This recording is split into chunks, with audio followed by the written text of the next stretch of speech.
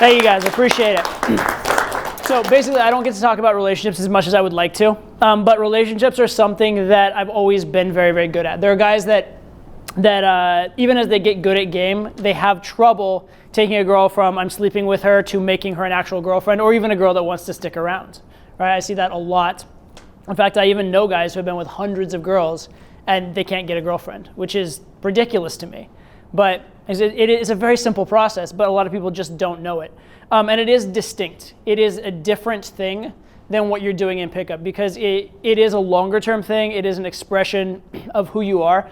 And it's something where you actually have to deliver. It's kind of like the difference between interviewing well for a job and then performing well in that job, in a sense, right? So I really do want to talk to you guys about the reasons why I've been good in relationships and how you guys can do the same. Basically, the structure of this speech, first I'm going to tell you the principles of what a relationship is and how to be good in relationships, and specifically how to have relationships on your terms. Because a lot of guys know how to get into a relationship that's like shitty and they get pushed around, right? But that's not what we want. We want relationships where we're dictating the type of, the way things are, what the rules are, and obviously with the type of girls we want. So first, what are the principles? That's section 1. Section 2 is going to be implementations, specific, action points, specifically how to use those principles in sort of the general sense. And then at the end, we're going to talk about special cases. Right, so we'll talk about if you want to do multiple relationships, if you want to do girls have threesomes with you, those kind of things. And it's all the same thing. There's one core kind of idea and one core kind of thesis that kind of ties it all together. And if you're good at relationships in general, you'll be good at those more exotic types of relationships, right? But if you're bad at relationships in general, you don't have a prayer with those other ones, because it's just like higher degree of difficulty. It's all the same stuff, and then you're kind of like walking a tightrope at the same time. So that's how we're going to go. I will take questions from you guys, but I'm going to take them at very specific times, okay? So at the end of each section, I'll take questions. I don't want to be interrupted with questions like constantly, just because we have a lot of material to cover, and we won't get through it if you do, all right? So if there's something you absolutely need to ask, write it down, put it in your phone, and then ask me when the right time comes. So what I want to start with is the principles. And the first question I want to ask you is, what is a relationship? What is a relationship? I'm actually going to field this to you guys a little bit. What do you guys think a relationship is? Because it's one of those things, I don't know, I think a lot of people, you know it when you see it, but you don't quite know how to define it. So if you guys are going to throw out, what is the difference specifically between a relationship and just two people that are attracted to each other? Or a relationship and just two people that are compatible? What is it? Yeah? Where two or more people, they have like an understanding or like an agreement. Okay. Where like they're going to be in each other's lives. Good. I like that. I like that. Understanding, and I like the word agreement. Agreement is huge. Actually, when we get to my philosophy on relationships, that is a huge word. Yeah. I think relationships deal with more building and goals. Okay. And then compared to like, if you're not in a relationship, it's kind of free form. Sure, yeah. Investments. Very good. Very good. See, if you were on the other side of this, I'd think you read it off my screen, but you can't see through the screen. So yeah, definitely investment's huge. Yeah. I call it partnership. Partnership. Okay. Very good. What is a relationship, right? First of all, shared history and experiences, right? You have some time and experience together, right? It's like, I was kind of on my way here. I was thinking, say you're with your girlfriend and you're walking down the street and you see this really like stunningly hot girl. Right? And maybe like in that moment she's more dolled up, or maybe, she's just like a fucking supermodel, right? The temptation would be, I'm just gonna go talk to the hotter girl. But if you actually are in a relationship, if you actually do have a history with that person, if you actually do have something with that person, you're not tempted to throw away what you have for that newer, shiny thing, right? And as a man, that's interesting, because as men, we are naturally programmed to go after the new shiny object, right? So in order to be in a relationship, you have to have recognized some level of value in that other person that goes beyond just that superficial thing, right? And some level of like commitment, history, etc. Next one that you guys didn't really mention, you mentioned agreement, so it's a little different, is expectations. Okay, expectations are absolutely huge. Okay, in every relationship you have, and by the way, one thing about this speech is that it's not just about relationships with women, right? Now, obviously, you're not going to have, sexual relationships. Maybe you will with men, but the point is like, that it's a different type of relationship, but the same principles apply to relationships in business, relationships with friends, relationships with women to a certain degree, right? The same general core principles there. And expectations are key, right? When expectations are violated, the relationship suffers. If expectations are not set, the relationship doesn't progress in the right direction. Or if you aren't the one setting the expectations, someone else is going to set them for you, and you may end up in a relationship that you don't want. Okay, so expectations are huge, and we'll get into it, but it's very important to set them from moment one, okay, from the very first moment. And then finally, you said investment. Investment is absolutely huge, and it's that buy-in and that decision, right? So an example would be, take me and my current girlfriend. So if we were walking down the street and she saw like a celebrity, right, like a rock star or a pro athlete or something like that, technically who has more value, me or the rock star pro athlete? Probably the rock star pro athlete. You guys are like, it's Todd though, but you know, he has value. Still probably rock star pro athlete, right? But I'm confident in the fact that because of the shared time that we have together, the experience we have, and the investment, the fact that I've become relevant in her life over a period of time, that actually puts my value higher than those other things, right? And a lot of people have this issue kind of in game where they're like, well, the girl's just always going to trade up for the bigger, better thing, right? And that is true to a point, but at a certain point, the history and the investment becomes such that you actually are the bigger, better thing, right? It becomes such a draw to you and such a shared expectation in history with you that even someone who is empirically higher value can't steal your girl because you've trumped him in another way, because there's not that expectation of all those other positive things with him. And that's very, very, very important. And it goes both ways. So first core principle. Precedent absolutely matters. Do you guys know what precedent means? Does everybody know what precedent means? No, some people? Okay. So precedent is the idea that what comes before will come after, or will continue to be the case, okay? And so what I mean here is, if you're in a relationship with someone and you've behaved a certain way over and over and over again, there's an expectation that you continue to behave that way, okay? So I'll give you an example. Let's say that, let's say you back there, you and I are friends, okay? And every single day of our friendship, I come to you and I give you $10. Just the nature of our friendship, for whatever reason. I just bring you $10, bring you $10, bring you $10, all right? Let's say on day 50 I show up and I don't have $10 for you. How are you gonna feel about that? Something's missing. Something's missing. I don't have $10 in my pocket, right? I've let you down. I've let you down. Maybe I say I'm short, I have $5 today. How do you feel about that? Let down a little bit. Not so much, right? But let's say we've just hung out and we just had a good time together and there was never any money exchanged. And then day 50, I just happen to have $5. Like, hey bro, here's $5. I just found it on the ground, you know, you've been a good friend. How do you feel about the $5 now? Amazing. But it's the same $5, right? But one is, there's one expectation and then it's a positive exceeding of that expectation. The other is, there's a certain expectation and you haven't met it, you violated it, and the perception of the exact same thing, instead of being positive, is now negative, okay? Now, how does this affect your relationships with women, okay? Well, when you get into a relationship with a woman, or in business, wherever, you are promising certain things, and your behavior is establishing certain things. So let's say that you meet a girl, and the first day you're meeting her, you're promising her the world. You're promising you're gonna fly her all over the place, promising you have lots of money. Let's say you go on your first date and you spend like $300 on dinner on your first date. You're establishing a precedent. You're establishing an expectation in her mind for what's going to come later, right? And then when you've established that $300 date, you know, precedent, and you want to be like, hey, let's just hang out and take a walk in the park. She's like, wait, I don't get lobster? What the fuck? What happened? Right? I was in it for the lobster. Right? So it's very, very important that you set that precedent. All right? It's also really important, I'll talk about it a little bit later. You guys may have heard the distinction between lover and provider, right? Whether she's in it for the sex and the experience, or whether she's in it for the money and you being taken care of. How you set that up from the very first moment matters, okay? And then when we talk about things like dating multiple girls, right?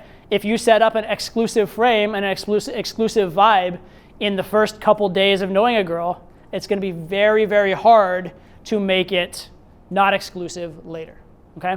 And that brings me to the next principle, which is it's hard to go backwards, okay? It's very, very, very hard to go backwards.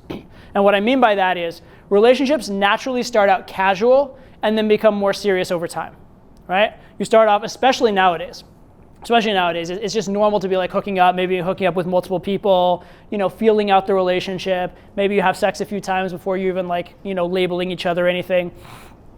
But then once you have, created a label, or once the girl says, hey, what are we? Are we exclusive? If you say yes to that, and then, a month later you're like, you know what, babe, maybe we should see other people. Girl is not going to go with that, right? That's going to be very, very, very difficult because, again, it feels like a loss to her. It feels like going backwards, okay? And girls do not ever want that. On the other hand, if you just hadn't ever brought it up and it was just assumed that, it's casual, then when you want to see other people, it just makes sense. It's not a big deal, okay? So going backwards is very, very, very difficult, especially with regards to seriousness, right? If the relationship's gotten more serious and then it's going to get less serious. Imagine at work, right? If you were working on a lot of projects, a lot of responsibility, and your boss came to you and said, you know what, I just want you to, do kind of a more menial role for a while, right? You'd be pissed off. You'd be like, why are you taking away did I mess up? What's going on? Am I go valuable? You probably go look for another job, right? Whereas on the other hand, if you'd just been hired and you'd never been given those responsibilities and had them taken away, you're just like, you're hired, here's your role, you'd probably be totally happy with it. Okay, so it's very, very important not to go backwards, and it's very, very important not to promise things that you're not going to deliver on later. Okay, principle 3, and this is absolutely huge. This is probably the biggest principle, and this one will take some explanation. It's a free market, okay? Love is a free market. Relationships are a free market. Jobs and relationships in that sense are a free market. And so this kind of brings up principles of economics, principles of capitalism, that sort of a thing. But the idea is this. The girl has a lot of options, you have a lot of options, okay? If she ever becomes not a good option for you anymore, you probably will leave and go pursue other options. And vice versa. If you become not a good option for her anymore, she probably will leave and go pursue other options, okay? And what it really comes down to is exchange of value. You're bringing certain things to the relationship. You're bringing certain personality traits, certain financial traits, certain experience and knowledge traits, certain friends that you have and lifestyle traits, whatever, right? And she's bringing the same thing. And if the exchange is good, she's got to have an incentive to stay in it. Even if things get bad, even if you have a fight, right? That's really the test, right? So things are really good, you have a fight. Is her immediate thing like, fuck this guy, I'm leaving? Or is her immediate thing like, oh God, I have to fix it, right? If there's a lot of value, if you've brought a lot of value to the market, she's gonna be like, oh, I better fix it. If you haven't brought any value, she's gonna be like, oh, I better leave, okay? And this free market is very, very important because fundamentally, people aren't gonna take a bad deal, okay? And at least not for a long period of time. So you meet a girl and her time spent with you is not positive, no fun, it's not enhancing her lifestyle, it's not making her look good in the eyes of her friends, those kind of things. She's not gonna stay with you for a long period of time, no matter how persuasive you are, or I'm gonna give you techniques later for like, how to handle the multiple long-term relationship speech, right? That kind of stuff, or how to have girls have threesomes with you. I don't care how many frame control techniques you use, or how like persuasively you argue. If you're fundamentally not bringing value to the relationship, she's gonna walk away, okay? That's the fundamental thing. I'll get to this in a little bit, but it's all a negotiation, right? It's all a negotiation, but the fundamental thing in a negotiation is you have to be bringing some value to negotiate with, right? You need something to negotiate with, okay? So fundamentally, this is why we teach game. Having good game, having the ability to bring and offer value makes you have that value in a relationship and gives you that free market ability, right? So understand that it's impossible to manipulate your way into a relationship long term. It can work for a little bit, but it won't work for a long time. And an important sort of like takeaway of this is a lot of guys, they try and manage the relationship through rules, right? So fundamentally, they're not bringing a lot of value to the table. Maybe they're not doing it for their girl in bed, things like that. And what do is say, you can't have any male friends, right? So what they're trying to do is they're trying to create false scarcity. They're trying to create a situation where they're the only option in town rather than bringing value. And that'll work for a little bit, but eventually what's it gonna do? It's gonna breed resentment. Right? It's going to breed resentment. It's going to make her go out. And maybe she doesn't have any male friends. Maybe you somehow keep her like locked up and she lives with you and she doesn't see very many guys. And then she goes out that one night with like the bachelorette party and she's so starved for that male attention, gone. Right? Those kind of things. All right? So fundamentally, you need to be bringing the value, trying to use rules or use jealousy or use punishment and that kind of stuff in order to like be in place of offering value may work for a little while, but it's fundamentally not going to work in the long run. So let's talk about the initial interaction, all right? Because every relationship starts with meeting, right? And from the very first second you meet, the girl is determining who you are. She's determining, are you a high value guy? She's determining, are you someone who is going to be in the lover frame, the fun, crazy experience frame, or are you going to be in the provider frame, okay? She's determining how much can I get from this person, right? And in both a good way and a bad way, right? How much does he have to offer? And then also how much of a pushover is he, right? All those things are being determined. So let's say that you walk up to a girl and you start trying to impress her with, I have a good job and I'm very stable and those kind of things, right? She's immediately going to be putting you into a relationship frame, right? And by that I mean like a standard boyfriend relationship frame that's not going to be necessarily in your control. Because here's an interesting point. Most relationships that most people have in life are probably not the relationship you want, okay? And kind of to take this away, if you guys ever watch TV, watch shows on TV, right? The typical like sitcom family maybe, you have like the browbeaten husband, right? You're familiar with this character, right? Browbeaten husband, wife's always right, that sort of a thing, right? Because why is that? It's because the woman has all the power in the relationship. Woman has all the power. She's the one that knows she could leave and go find another man. Man doesn't know that, so he's not willing to walk away. He loses the power, etc. And that's set from the very first moment, okay? So understand that if you don't actively set a better frame, you're going to end up in the standard relationship, and the standard relationship is one where the woman has most of the power. Okay, so that's why it is so critical to make that happen, right? And why is it that the woman typically has most of the power? It's because, again, the woman could leave and find another man typically more easily than the man could leave and find another woman, okay? So it is very critical what you are conveying here. What else would I say in terms of this? Other things that you want to very much avoid from the very start, right? If you want to have, actually, let's do a quick exercise for you guys. And actually, I'll ask a few of you. What is the type of relationship you really want, right? Because there's lots of different relationships. You can have monogamous relationships. You can have open relationships. You can have relationships where you have threesomes. You can have relationships that you spend a lot of time apart, or relationships where you spend a lot of time together, right? So take a second, take 10, 15 seconds and think for yourself, what types of relationships do you want, right? Because it's very important, right? Just take a second, and then I'll get into exactly why this matters. Okay. So let's say that you want a type of relationship where you're pretty busy with your work, you want some free time, right? Let's say you meet the girl and you start talking about taking on her vacation together and spending a whole week together the first day you met her, right? And let's say you spend the first 5 days, day after day after day after day all together. And then you're like, oh babe, look, I gotta work. How's she gonna feel about that? Probably not very good. She's gonna resist. Why? And it's your fault. It's not her fault, it's your fault. Because you promised one thing and delivered something else. You promised, I'm the guy who's gonna see you day after day after day after day after day, and then you delivered, I'm the guy who'll be here once a week, right? And what are the principles? She doesn't wanna go backwards, and it's about precedence, right? She's gonna resist that, she's gonna react badly to that, okay? How about you wanna have open relationships? You wanna have a relationship where you can see other girls, okay? Now, let's say that in the first hour that you meet the girl, you're saying some judgmental things.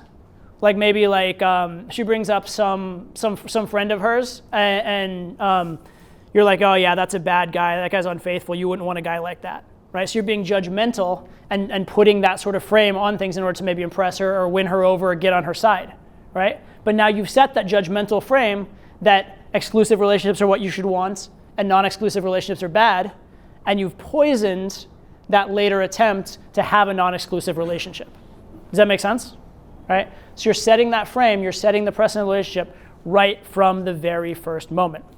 Imagine this on an interview for a job. If you go in an interview for a job and you want a job where you're going to have a lot of freedom, Well, if you come into the boss and the premise for getting hired is, I'll bend over backwards, I'll do anything for you, I'll be the guy that's working till like hour 13, right? The boss may be impressed by that. He also may, once you're hired, heap a lot of work on you and expect a lot of that kind of stuff from you.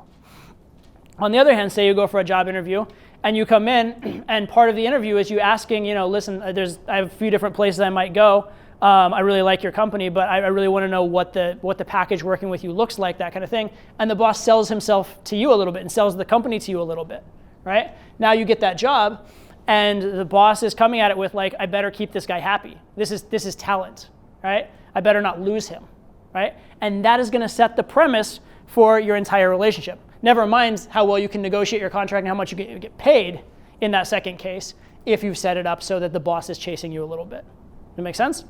Or for example, speaking of chasing, imagine that you meet the girl and day one, you're like telling her how beautiful she is, how amazing she is, and you eventually, just through time and charm over like multiple dates, eventually you sleep together, right? That's good. Now you've established the start of a relationship, but you've established a relationship where she's clearly known as the high value person and you're known as the one that like had to work for her and she kind of gave in. On the other hand, imagine if day one, you're kind of like, you know what, you're cool, but like not really so sure, etc. And she actually chases you. She's like, no, why don't you like me? No, like I'm really, like everybody likes me. I'll win you over. And she's the one proving herself to you. Now you've set up the right kind of a frame for everything that goes forward, right? And this is why, in a lot of times when you guys see my game videos, why I focus so much on getting the girl to chase. Right? When I say high level advanced game is getting the girl to chase, because if you want to have relationships on your terms, if you are chasing and chasing and chasing to get into the relationship, it's going to be very, very hard to flip it around and make her chase later. It can be done. By the way, it can be done, especially because like sex is like a great equalizer and it does a lot for the relationship dynamic, right? So if you do happen to like just get to a sexual relationship through some manner, it can be switched around, but it's much easier if the frame is set that you're the high value person and she's chasing you from the get-go. Does that make sense? Cool. All right, so how do you handle this first interaction? How do you want to look at it? What's the typical frame, first of all? What do most guys think when they walk up to an attractive girl? I want to impress her. I hope she likes me, right? What should you think instead? How about this? How about, I hope I'm going to like her? Or I hope she's as cool as I think she might be, right? So that's called screening, right? That's called screening when you're actively, flipping the interview the other way and finding out the cool qualities about her, right? And that's very, very important for a couple reasons. First of all, it shows you as a high value guy, right? If you walk up to a girl and if she doesn't do anything to win you over, if you just, hey, what's up? What's your phone number? Let's go on a date. And that's your approach. Well, what's to keep her from thinking you wouldn't have done that to any other girl? What's to make her think that she's special in any way or that the relationship you have with her is special in any way? She hasn't impressed you with anything besides her looks, right? However, if you went up and talked to her for a while, she says a couple cool things. You're like, wow, that actually impresses me. That's really cool. Tell me more about that. Oh, that I'm not so into, but when there's an evaluative process and she wins, right? She convinces you in the evaluative process, it makes you seem like a higher value guy. And again, it sets that frame in a very good way, okay? But there's a much more important reason for this sort of like screening process, and that is that it's not just about evaluation. It's not just about deciding if you're right for each other. It's actually about training her to be the type of girlfriend you want, okay? That's a politically incorrect phrase right there, right? Training her, right? Like training a dog, right? But no, so you are training her from moment one to know what you want, right? To know what you want. So let's think of it this way. Girls can have a lot of different types of relationships. The very same girl that maybe say she's dating some very traditional guy, meets his family, dresses conservatively,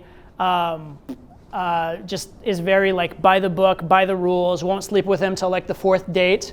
That very same girl, when she meets a club promoter, might sleep with him the first night and have a threesome with him the first night, right? She meets a celebrity, might like do anything and everything with him, okay? Maybe she meets some guy that she just thinks is physically attractive and maybe she'll just have a one-night stand with him and not even want a relationship with him. this can all be the same girl, okay? Most girls will have a variety of different types of relationships with different types of guys in their life. There are a few that will have like kind of the same guy over and over again, but that's actually probably more rare than you'd think, okay? Girls are very capable or very flexible in terms of what they can do in a relationship. So when you meet the girl, if you don't tell her what type of relationship you want, she's just guessing, right? She doesn't know what you want. She doesn't know what type of relationship to be. I'll give you an example. There was an approach I did that it was on one of my old recorded approaches from years ago. Where basically, I asked the girl, we're doing this kind of game where we're talking back and forth and kind of getting to know each other. And I asked the girl, what's either like the worst thing you've ever done or the most trouble you've ever been in, right? And that's a pretty serious question. So she got like nervous. She's like, oh, I don't know how to answer that. So I softened it. I said, that you're willing to tell a guy you've known for 15 minutes, right? And she's like, okay, great question.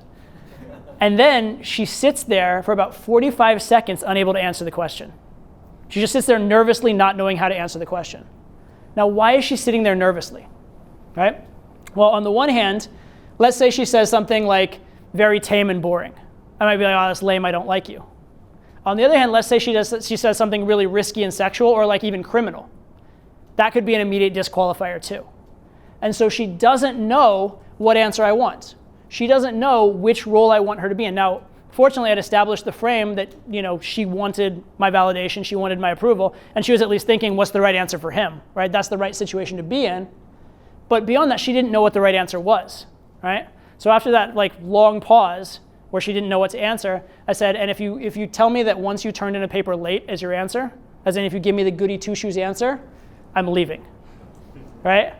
And so then she immediately followed up and told me this really scandalous sexual story, which was exactly what I wanted in that particular context from that particular girl, okay? But if you don't tell her what to expect from you, how to please you, she won't be able to do it, right?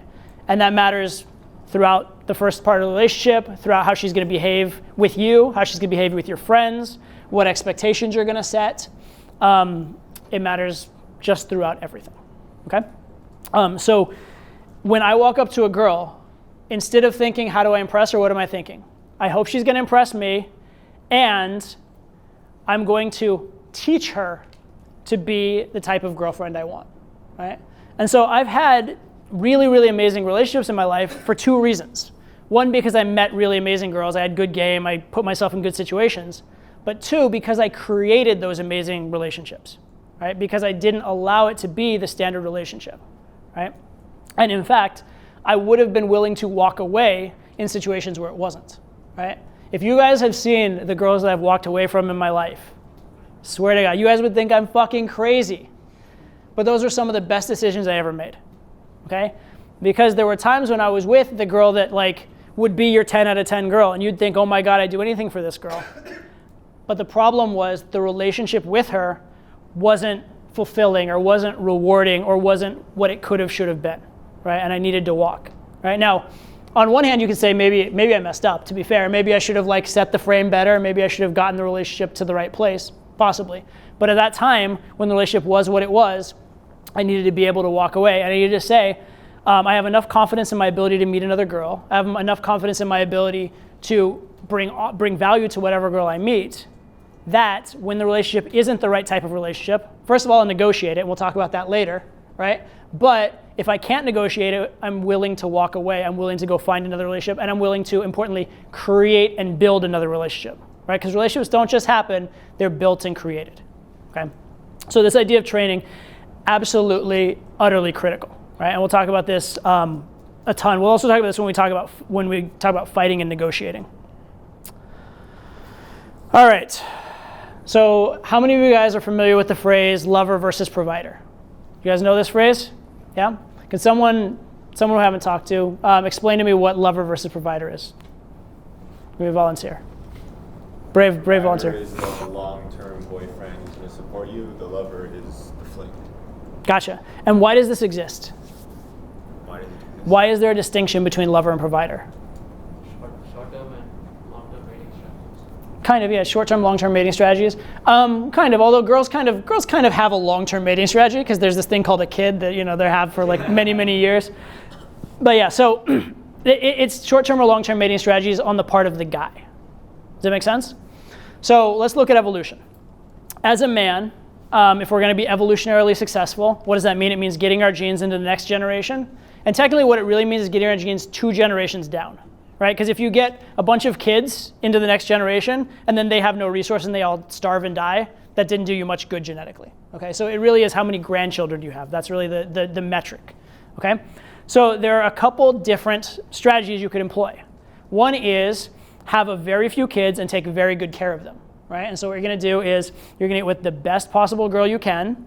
You're going to have a few kids, and you're going to make sure that those kids have the resources to then have grandchildren for you. And that's one very viable strategy. That's typically the provider strategy, right? The other strategy is the lover strategy, which is you're just going to have a fucking 1,000 kids, right? You're going to be Genghis Khan, right? And you just impregnate every girl you can. Most of the kids are going to be, have kind of rough lives, but there are going to be a few that, or maybe many, that survive and thrive, right? And then most men are honestly capable of both strategies, right? In different contexts, in different circumstances, at different ages in their life, et cetera. Or, if they suddenly become royalty or a celebrity, they might suddenly switch their strategy based on that. So both are possible, all right? But this is why that lover versus provider exists, is because the woman also receives benefits from both, okay? From the provider type guy, she knows that her kids will be well taken care of. And that's very, very valuable to her. It's valuable in the 21st century, but it was very, very valuable in the 21st century BC, okay? Very valuable in a time where there was a lot of death during childbirth, in a time where most kids didn't make it past age 10. Excuse me. Having someone to raise your kids mattered a lot, right? And so that's absolutely huge for a girl. And that's why the girl will go for a provider type guy, right? And especially funny enough, if you look at places like third world countries, you'll see that a lot of times they'll go even more so for the provider type guy because it is a desperate situation. In more like, westernized countries where there isn't as much of a possibility of the children starving in the streets, they might not care as much about that provider type value. On the other hand, what do they get from the lover? Well, they get a few different things. One is, in general, if a guy is indicating that he can be with a lot of different girls, he's indicating good genetics, right? So that means their kid is likely to be healthy, strong, genetically gifted, beautiful, those kind of things, okay? So that's one very good thing. The other thing is that a lot of times lover is associated with high social status, and high social status can be its own form of providership, right? So imagine that a girl has, or a woman has children with the king of a country. Now that king probably has a queen, and that king maybe has a harem of mistresses. But even with all those resources going other places, the king has so many damn resources, he can still take care of the child. Does that make sense? And so in a certain sense, there's that idea of true high status and the idea of true abundance that can kind of go through all that. The other thing with the lover strategy is that the woman doesn't necessarily need her child raised by the same person who sired the child, so to speak. Does that make sense? There is very, very strong research and a lot of history that women are programmed essentially to cheat and programmed to get the highest sort of value DNA, but also the guy that will stick around and provide. It doesn't necessarily have to be the same person, right? So that's another use of the lover strategy on the part of the woman, is to get lover genetics with a provider taking care of him. But what I want to kind of point out with all this, in all of this, I talked about the king example, so that has to do with money and resources. Everything else I just talked about with regards to lover and provider has nothing to do with money. Okay, I didn't talk about money at all. And most people associate lover versus provider as, does the guy have money or not, right? And that makes sense, right? So if the girl's having a fling with the pool boy, that's not a provider sort of a situation, just because the guy doesn't have the capability to be a provider, right? So in a certain sense, being overtly poor or not having resources can automatically put you in the non-provider role. That's true. And funny enough, because of this, I sometimes have rich clients who will actually act poor or actually claim not to have money in order to stay out of the provider role, right? But provider is not just about money, it's about frame and willingness to spend that money. So for example, girl hooks up with Leonardo DiCaprio. Does she think that she's going to marry Leonardo DiCaprio? Probably not. Or like Derek Jeter's like the New York example, right? He's like a legend. I don't know the veracity of all this, but like legend is he go to a club. He has like a few of his people just go give like information to like some girls at the club. Hey, you know, Derek Jeter's having a party. Like the girls come back there, get a little gift bag, and then he just sleeps with the one or however many he wants, and then just sends them on their way. And they're okay with this because it's Derek Jeter, right? Now, I don't know if that's actually true, and I use a specific name, so that's hearsay. But the point is, it makes sense. It makes a lot of sense. It resonates with reality, okay? So Leonardo DiCaprio, Derek Jeter, they're not in the provider frame, right? Now, maybe one day they get married, and there will be voluntarily a provider for some girl, but they're not inherently in the provider frame, even though they have money. So what's the distinction? How is it that these people who are uber rich are not automatically put in the provider frame? And that's not to say they're not always. There may be girls that are overtly trying to gold dig them, right? There may be girls that are stalking Derek Jeter and Leonardo DiCaprio, trying to lock them down and trying to get money, right? So not to say that's universal either. But why is it that they're not perceived that way? Well, it's because how is the money framed? How is the money like put across? Is it put across as, you know, I'll buy your rent and buy you a new refrigerator? Or is it put across as we'll travel the world and have adventures together? Does that make sense? Do you see the difference, right? And this leads to one of my rules, which is because I started out in game not having a lot of money. I started out in game super broke, like poor, poverty level broke almost. Like, not my family wasn't poor, but I didn't have any money, right? So I couldn't be a provider even if I wanted to, and I learned to game without being a provider. Over time, I've actually grown to a point where I have a decent amount of money. I'm not hurting financially, and girls can see that. I mean, even like a girl comes back to, we have like a nice little penthouse in Chelsea, right? Like, girl sees that place, she knows I'm not destitute, right?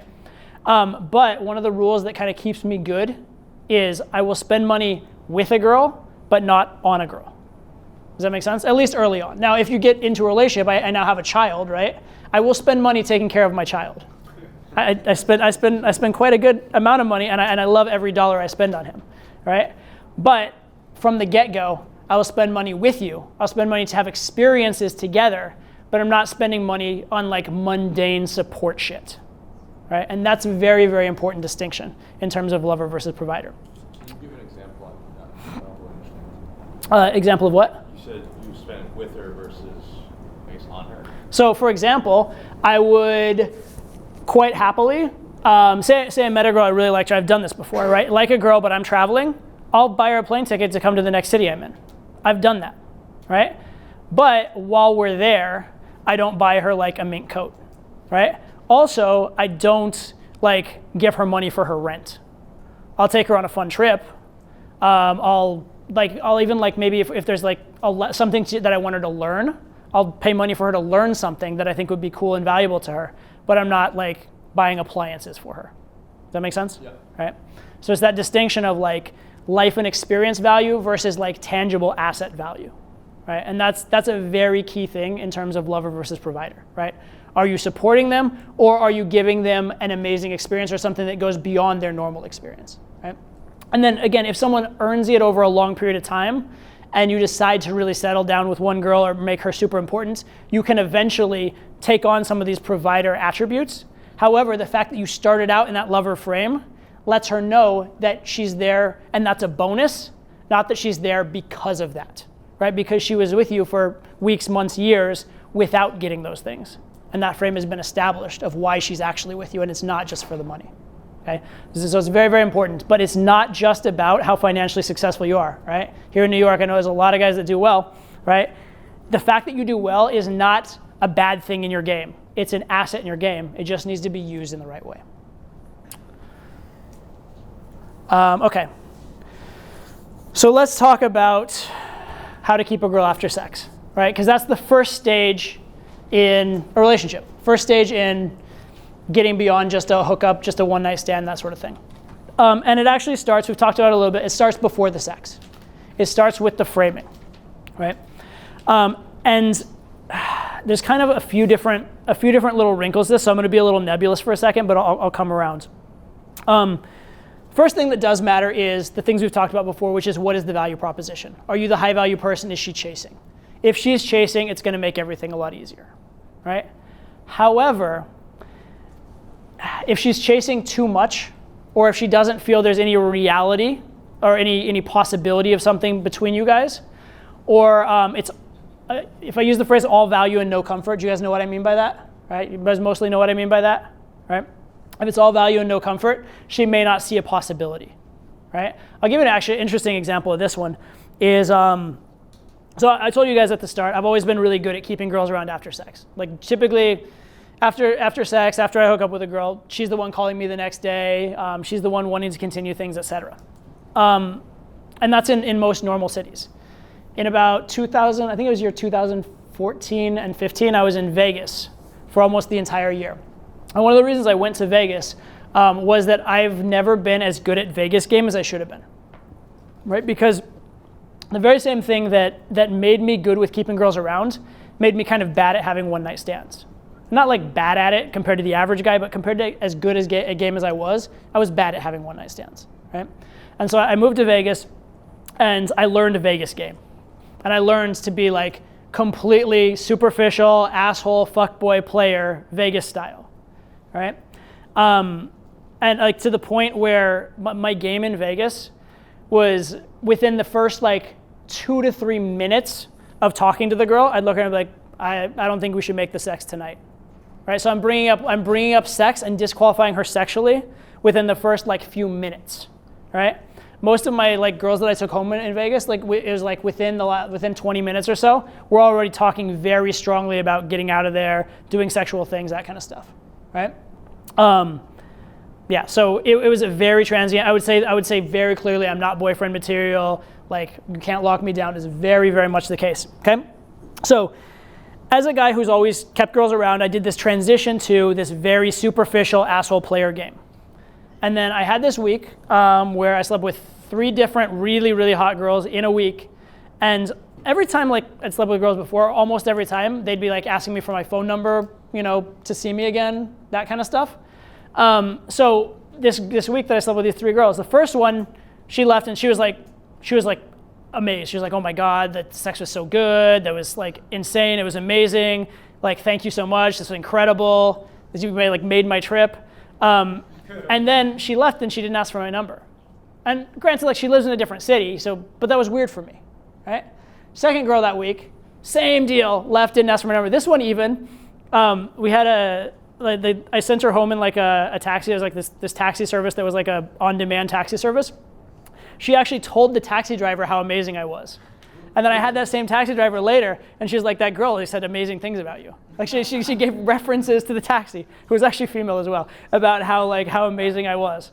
And then that same girl, when she left, hadn't asked for my number, which surprised me.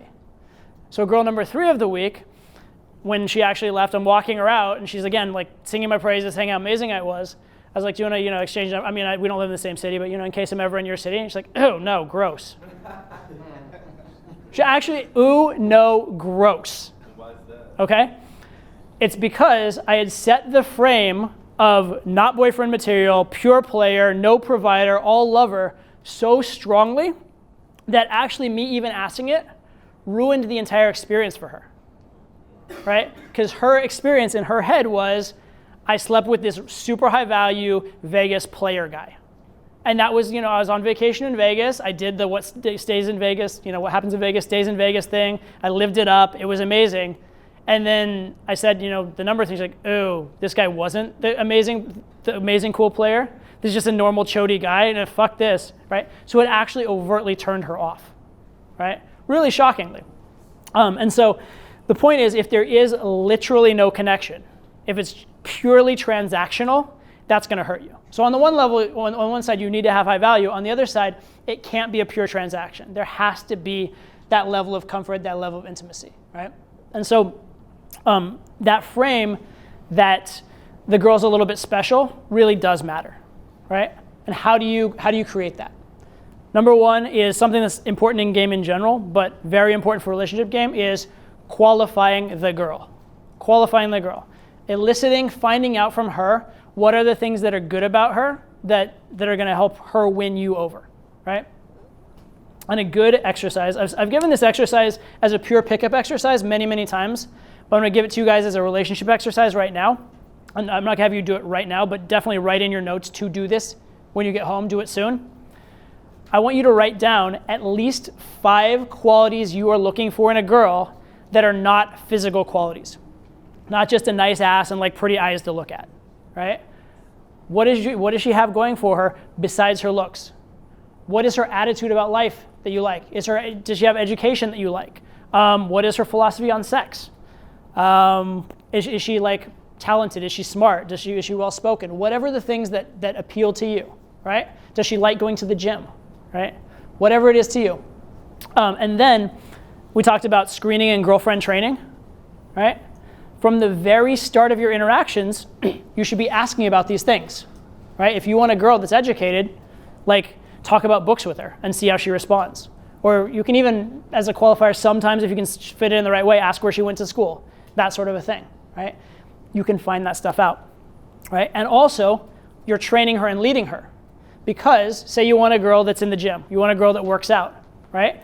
Well, how do you train and lead that? Well, what you can do is talk about your commitment to getting in shape, and then let her follow along.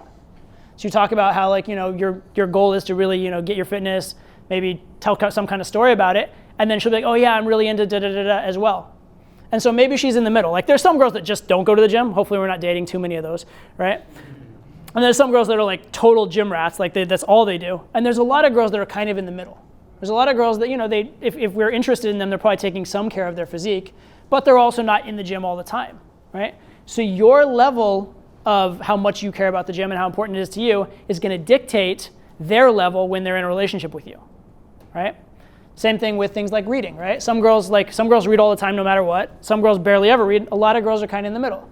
If you want a girl to read more and like be like into self-improvement, how do you handle that? Well, one, you screen for it, right? You indicate that it's a good thing and let her prove it to you. The other thing is you talk about your passion in that area. You talk about your desires and your sort of like, you know, life emphasis in that area. And then she will oftentimes follow along, right? So this qualification is very, very important for letting her feel like she won you over and letting her feel that connection. It's also very, very important for that girlfriend training, okay? Next thing is letting her talk, right? One of the big issues in early game, when it was first taught, it was like routine-based game, right? And routines are great. Routines are amazing because it's pre-scripted, you know it's comedically good, you know exactly what you're gonna say, you have a game plan, there's a lot of really good things about it. One of the problems guys had when they were like doing routine-based game and just talking at the girl was the girl didn't participate a lot. The girl just like was sitting there being entertained, which A is a problem because she's not investing, but B, it's a problem because you're not finding out anything about her, right? You're not building anything for her to actually connect on. So a lot of times after those kind of interactions, girl and guy sleep together, it was fun, it was an experience, but there wasn't a strong connection. There wasn't something that you resonated together on, and so she didn't feel that level of connection. So that's all gonna matter, right? But so let's say now you've done things right, you've gotten the girl back to your place, and you have sex with her. What should you do right after? What should you do right after sex, and what should you do for the remainder of the night from there? Any ideas? Build comfort. Be more specific. Like not even like a nebulous what you're trying to achieve. Like what specific actions should you take? So what I do is I like future project. Okay. So like for example, I say, oh, next Wednesday we'll do this. Okay. Or like one girl, she was vegan. Mm-hmm. I was like, I'm gonna take you to my favorite vegan place. Cool. So like related to what she likes. Cool. That's good, but even simpler. Because you already assumed the thing that I wanted you to answer in that. Okay? So the assumption is, like if you're talking about future adventure, like future projecting, talking about like future plans, etc. The thing that you kind of glossed over there is that means you're talking to her after sex. Oh. Right? Right? So let's go even more like base level simple, right? Is relating after sex, right? That matters a lot, right? You guys may have heard with like getting phone numbers, stay 5 minutes after to build comfort, right? After sex, stay a few minutes and like build comfort, right? One of the biggest things you can do to destroy comfort is just like leave immediately, especially if you have sex at her place, leaving in the middle of the night destroys a lot of comfort, right? I've been there for various reasons at various times, right? Yeah, there was actually one time I remember there There's this girl I dated in LA. I saw her twice. I saw her only twice. First time I saw her, we went on a date, and we hooked up a bit and didn't actually even sleep together. But it was like very close to sleeping together. And she like told me like during the end of it and after and following up to it, that was literally the best date she'd ever been on her entire life. She's like, that was the most amazing date, most amazing connection of my entire life. Right? We didn't sleep together, but we were very, very close. And then we saw each other another time. I actually went to her place. I don't even remember if we met somewhere and then went to her place or we just went straight to her place. Doesn't really matter. But anyway, we ended up sleeping together. And again, like she was super into it, super like enthralled, like connection was amazing. But for whatever reason, I think I'd left my phone out in my car, right, at some point. And I had some like business shit to take care of and there was some things going on. And so I had to go get it, right? I just wanted to go get it and check on it. And so I got up to go out to the car and grab my phone. And so I had to like put my clothes on and because I wasn't gonna go out naked, right? So I go out there and she woke up while I was putting my clothes on and walking out the door, right? And she was fucking pissed. She was super pissed, and more importantly, she was super, super hurt, right?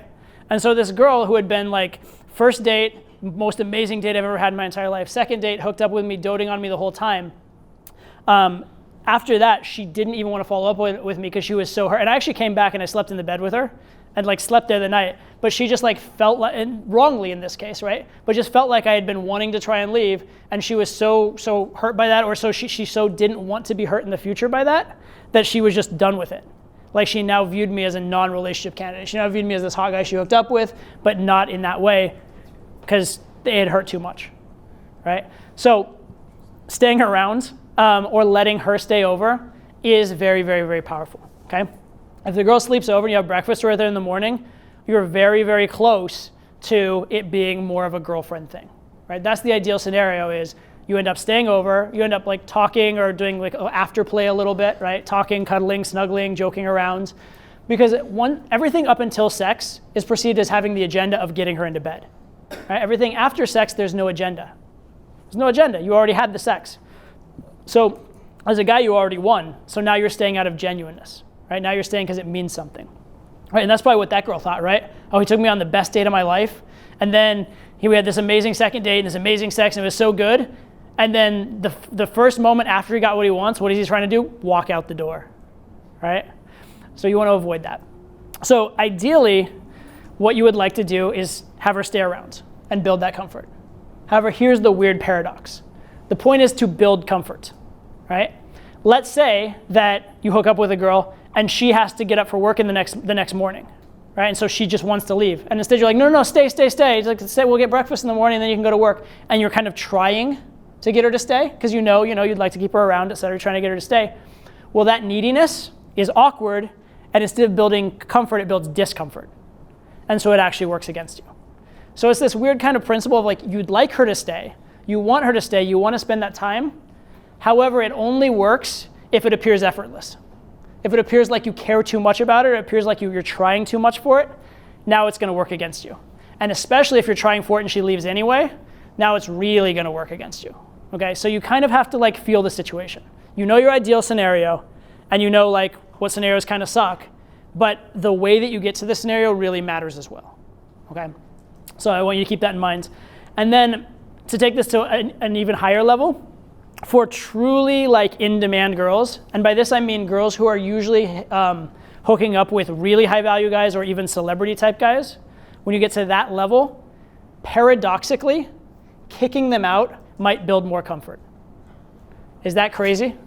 Right? Because in this case, they're associating you with all the guys they slept with before. And if all the high value guys they slept with before kick them out and then you're trying to keep them around, it's actually going to make her think you're not that high value of a guy. It's kind of like the Vegas thing where like when I asked for the girl's number, she's automatically like, ooh, no, gross, right? At a certain level, the fact that you're trying to keep her around could actually, with certain girls, make her lose that. Right? And for certain girls, especially if they're very validation seeking, and especially if the kind of way that you got them to sleep with you was very value based, you may actually be better off having them leave and making them chase a little bit rather than being try hard. Right? So the idea here is, again, optimal scenario, you stay and build comfort. However, you have to think for yourself. You have to think for yourself, and you have to weigh the variables of the particular situation, because every situation, every girl is a little bit different.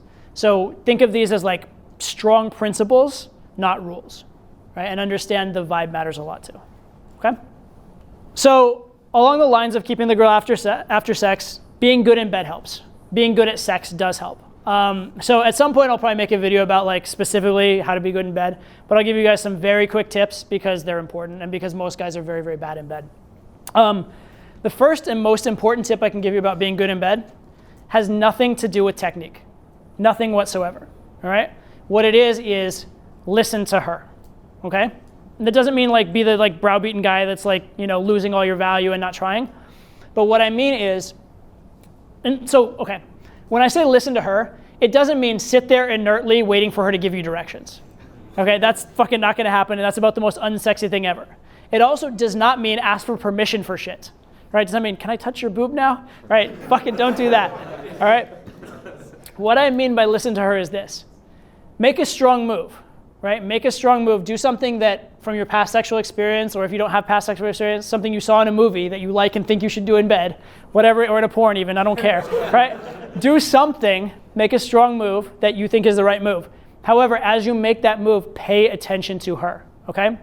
Pay attention to, does she like lean into it or does she lean away? Does she like moan with pleasure or does she kind of like seem to like kind of come out of the mood or come out of the moment, okay? And what you're gonna notice is that she's gonna tell you very clearly through her sounds, through her actions, maybe even overtly by talking to you, what feels good to her, right? And if you listen to that and do what feels good to her, you're gonna do much, much, much better than you would if you didn't, okay? Going further within like the girlfriend thing, the first time you sleep with a girl, you really shouldn't be talking too much about what, like overtly about what she likes in bed, because it's just like kind of takes you out of the moment and whatnot. But once you've had sex a few times, by all means have that conversation and really learn, really find out and really actually talk to her as well, okay? So listening and finding out is gonna be really, really useful. And then what's gonna happen once you've done that a few times, once you've listened and found out what they like for a few different girls, you're gonna kind of have blueprints. Right? And then you're gonna be with a girl and she likes one thing. Well, okay, so like, let's say for example, you're with a girl in bed and she likes it when you just like lightly choke her in bed, right? She likes it when you very, very lightly do that. She like moans when you do it. Well, okay, that's good, right?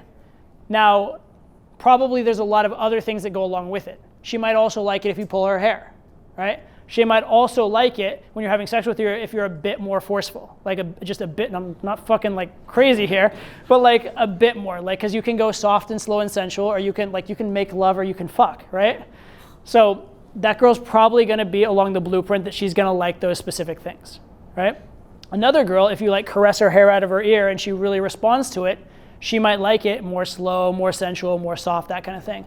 And so you're gonna start to associate these behaviors. And then, as you get better and better, you're on a date with a girl, you do some little tactile thing, and how she responds to it, you're gonna kind of know her sexual blueprint, right? You're gonna know her blueprint for how to move things along from there, okay? But it all starts with listening, because listening and hearing what she responds to, and doing more of it, hearing what she doesn't respond to, and stopping doing the things she doesn't respond to, is what's gonna be the absolute key to learning all these other things, right? And if I were to teach you no techniques, and just that, eventually fumbling and bumbling around, you'd find some things, and then like, you know, you could eventually grow into a sexually competent lover, so to speak. However, if you know some general principles and then you can listen, you're gonna be better off, right? So general principles, there are two main spots you wanna work in sex. The first is the clitoris, the second is the G-spot. For any of you who don't know how to find it,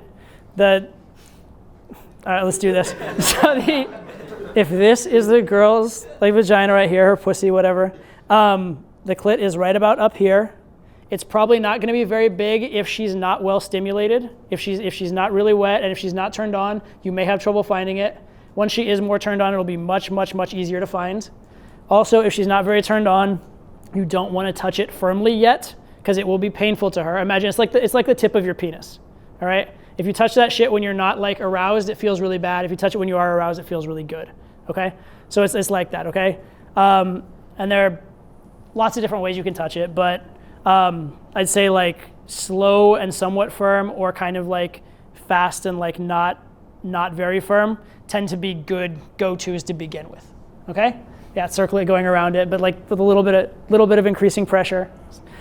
We can tell he's had sex in his life. That's good. So that's the clit. Next one is the G-spot, which it's slightly in different places in different girls, but it's generally in the same place. Essentially for that, just think if your hand was like this and you're reaching in, where your fingers roughly meet, it's going to be somewhere in that general area. All right, and you can feel around for it. You'll know because she'll respond more strongly to it. And you'll know certain girls, they have kind of like, it feels a little bit like a button, right? It feels a little bit like if you've ever seen like pictures of red blood cells in like anatomy class or whatever, it feels like there's a big sort of inner tube ring kind of thing there that you can kind of, so anyway, that works. And also, even if you're not quite there, there's like a little kind of a bone that you'll be hitting on. If you hit the back side of that bone, it's pretty close as well if you're not specifically hitting the spot. So that's another very good one to use. More important than hitting the right spaces though, or hitting the right exact places in general, is going to be understanding if she seems to like it softer or rougher, faster or slower, and adjusting to that. So rhythm and manner of touch is gonna matter a lot, okay? Now, it's not absolutely essential that you must give a girl an orgasm the first time you sleep with her to have her be your girlfriend, but it certainly does help. It certainly does help quite a bit because it kind of sets the precedent for a lot later. That said, it's not going to happen every single time. There are some girls that are very easy to get to come, some girls that are not easy at all, and there are some girls that have never come in their entire lives. And even if you were an amazing, amazing lover, will not come the first time with you because they'll be too damn nervous to come, right? So don't be like a perfectionist on that, but do try. And the fact that you seem to care and want to try does help. But similar to the kicking the girl out thing, you want to care and try to a reasonable point.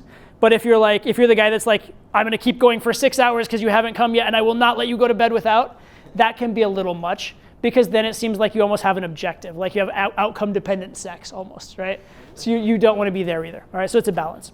But notice, or just note that your mood, the mood of the sex and the tone of the sex will matter a lot too. If you want a girl to be more your girlfriend, at least a little bit, try to have there be some tenderness and intimacy, not just like sport fucking, okay? It does make a difference, it does matter. And then we talked a little bit about the afterplay, like talking afterwards, getting to know her afterwards, okay? So in terms of getting a girl to be your girlfriend, that's just the quick and dirty kind of sex tips, that kind of stuff. So hopefully that helps a little bit for some of you. I want to bring up this idea, and this is one of my key ideas for making a relationship work, which is this: everything is negotiable. And I mean like everything. Everything, okay? So if you want to have a type of relationship with a girl where you can see like tons of other girls and she barely ever sees you and she does all kinds of sexual things with you, totally negotiable, totally possible. However, that'll be harder than like a traditional monogamous relationship that she probably expects. So in order to negotiate it, you're going to have to bring more value to the table, okay? But anything is possible. So don't think that this is a good girl, she won't ever have this kind of relationship, or nobody's doing this other thing. If there's something you truly want, you probably can find someone and train someone to do that thing. But understand, the more kind of high wire act, esoteric, like outside of the normal reality it is, the more you're going to need to bring to the table to make it happen, okay? Which brings me to, what's the fundamental thing in any negotiation? It's not how good of a negotiator you are, it's whether you have value, right? So let's say that, who I'm going to pick? I'll pick you. Let's say that you are really, really into cookies. Like cookies are your favorite food in the world, okay? You fucking just love them, all right? And let's say I make the fucking best cookie in the world, right? And I have my bakery, I make the best cookie in the world, right? Now, if we're in a negotiation over like the price of the cookie that you're going to buy from me, like if I've raised my prices or whatever, how much shit are you going to give me over that raise in the prices? Probably not much. You're just going to like fucking get your cookie because it's a good cookie and you want it, right?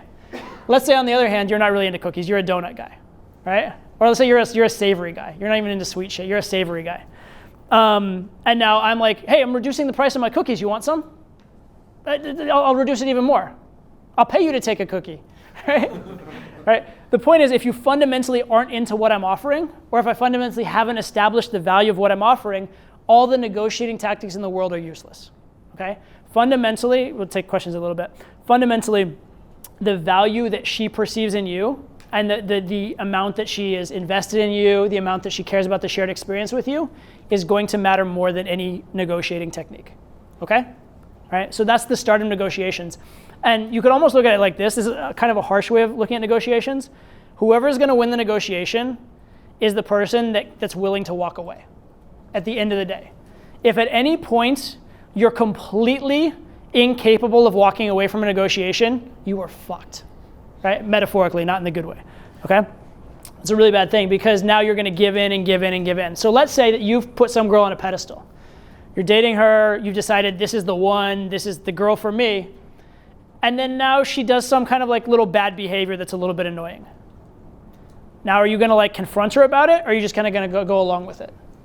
You're probably going to go along, or if you do confront her about it and she gives you a bunch of shit, you're probably going to back off pretty quickly, right?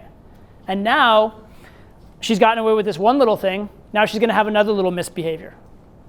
And you're maybe not going to confront her about it, or if you do, you're going to back down quickly. And now you've established a precedent that she can do that, right? And now she's going to misbehave a little more and a little more and a little more. And now you're with your dream girl, but you're living in hell, right? You're living in a relationship that's absolute hell for you because all the standards you set for yourself for how you want to live in your life, she's trampling all over them, and you're not doing anything about it because you're afraid to lose her. And at some point, either you're going to just keep staying in that hellish relationship, or you're going to have to leave eventually that girl that you liked so much. And the reason that you will, funny enough, the reason you'll have to leave in the end is that you didn't put your foot down the right way in the first place, and probably the fact that you weren't willing to leave in the first place. Had you been willing to leave in the first place, had you had held firm to your beliefs, quite possibly she would have respected you for it. You would have gotten what you needed and what you wanted from the relationship in the first place, and you would have started the relationship on a much better path and a much better precedent. Does that make sense?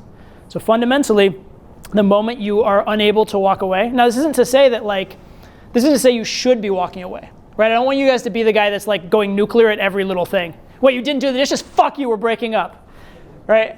None of that, okay? You don't want to be Mr. High Drama. You don't want to be the guy that's every single little fight is cause to threaten a breakup, because that's weird in a lot of other ways. But if you ever get to the point where you absolutely could not walk away, that's problematic, right?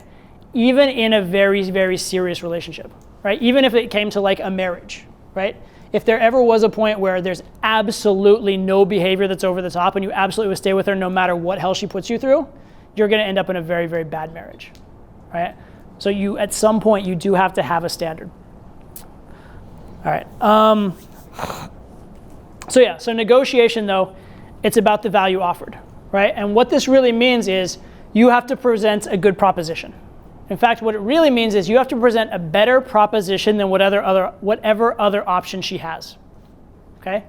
So to give you kind of an idea on this, throughout my entire adult relationship from age, I guess my first relationship-ish was 19, 20 years old, till now, which is, I'm almost 36. So what is that, 16, 17 years, right? Throughout that entire time period, I've never been in an exclusive relationship. Never once, okay? I've been in open relationships, multiple long-term relationships. A lot of times I'm dating multiple girls, they're just dating me many of the times, that kind of stuff. And guys often ask me, why would a girl do that? Right? A girl could be exclusively with some other guy. Why does she want to be with me under these terms? Right? What's the deal? And the answer is she's getting more from being with me. Right? So let's kind of put it in terms of a math equation. Let's say her average guy that she could be with, she's getting 8 out of 10 value. Right? 8 out of 10 value is pretty good. Right? Now, if I'm going to be with 2 girls, I'm giving her half my time. Well, during that time that I'm with her, I have to give her 12 out of 10 value. Does that make sense? I have to give her so much more value per unit of time that it's worth it to have less of my time, right? And that's the exchange, right? So if you want to have a relationship where you're giving less, spending less time in some way, you have to make up for it in some other way, because it is a free market. The girl has the options she has, and eventually she's going to replace with a better option.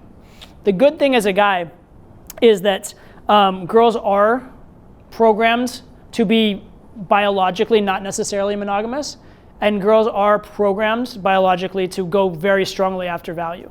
And the nice thing also as a guy is that most guys have no idea how to please a girl and suck at like game. And so it's not that hard to eclipse them and be way higher value than them, all right? But understand, if you want to be in an exclusive relationship with a girl that has lots of options, you have to provide a lot of value. You want to be in a non-exclusive relationship with a girl that's used to exclusive relationships, you got to have a lot of value.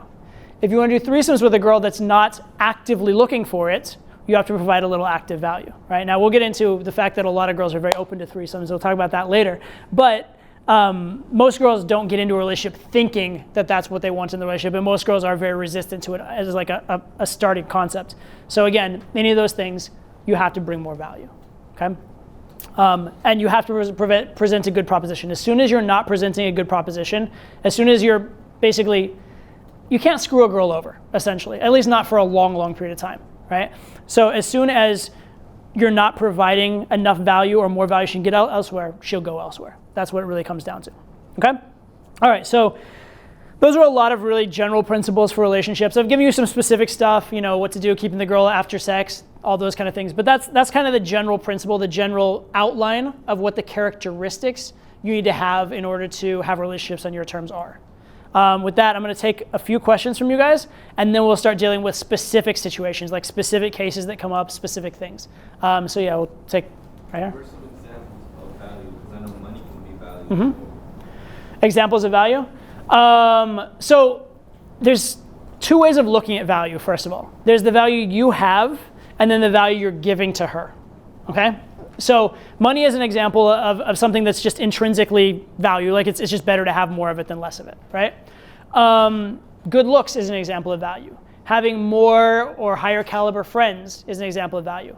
Having skills in life that are useful skills are examples of value. There are also traits which are valuable traits. Things like ambition is a pretty valuable trait. Things like just competence, intelligence, those are all forms of value. So those are all intrinsic characteristics of value you can have as a man. And as men, we should be cultivating those, right? You should be working, I don't know if you can actually increase your IQ, but working to become more knowledgeable, right? Working to use your brain better, working to develop more skills, working to acquire more money, working to have more shareable life experiences and things you can teach, those kind of things. Working to be better in bed, that's another form of value, right? Working to have a cooler circle of friends. Those are all forms of value that are inherent to you, okay? So that's half of the equation. The other half of the equation is, what is she getting from the relationship? Because if you are the guy with all the money, but you won't, like maybe say you won't get into a relationship with her, or maybe you're a married man and she can just be with you on the side and she doesn't have access to that money, and on top of it, you're like never there because you're so busy working for that money, you have this value innately because of the money, but the experience for her is not a valuable relationship. Does that make sense? Because there's no transference of that value onto her, right? On the other hand, being a little aloof and dismissive, it's not value in and of itself, but it's indicative of value because valuable people tend to be aloof and dismissive, right? However, paying attention to the girl and being good in bed, knowing what her needs are, bringing her a gift every once in a while even, right? That's transferring some of your value onto her, right? And so there's two things. There's being valuable, and then there's providing value. And those are two distinct things. Now, obviously, you have to have some value before you can provide it. But a lot of guys get too caught up in the I'm a high value guy, and they don't think at all about what value am I actually giving to the girl, what value am I actually providing for the girl. And so there's two sides of the equation. Does that kind of make sense? Like being ambitious, being Mm-hmm. intelligent, there are like other things that you would consider as a personal characteristics. I'll give you there's a list I've used in the past. It's basically the 5 kind of personality traits that are high value personality traits. They're sort of intangibles. And they're attractiveness, which is not physical attractiveness, but it's taking care of your look, your appearance, the way you carry yourself, your mannerisms, that kind of stuff.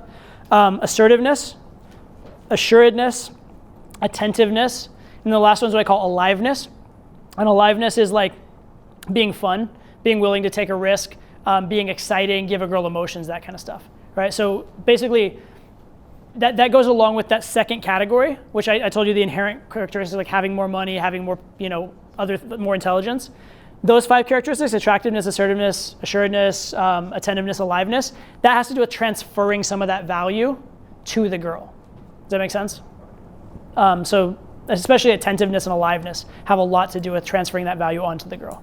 right? Caring about her, being fun, being willing to like take a risk, make things exciting, that kind of stuff. That helps.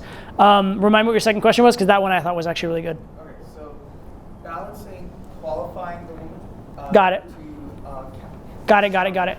So essentially the idea is how much do you bend over backwards to be her blueprint, and then also how much are you willing to accept a blueprint that's not perfect? Exactly. Does that make sense? Okay. So you're never, ever gonna meet the perfect woman. I'm sorry, you're not. Okay? What you are gonna do is you're gonna meet so many insanely amazing, incredible women that could make you so happy and have such a great life and such a great relationship with you. Okay? So if you are caught up in she has to be perfect, you're gonna be a very sad person and very disappointed in life. If you're caught up in this girl makes my life much better and I want to spend time with her and I'm going to enjoy it to the absolute utmost, then you're going to have a lot of positive experiences in your life and a lot of incredible adventures and amazing women in your life. Okay?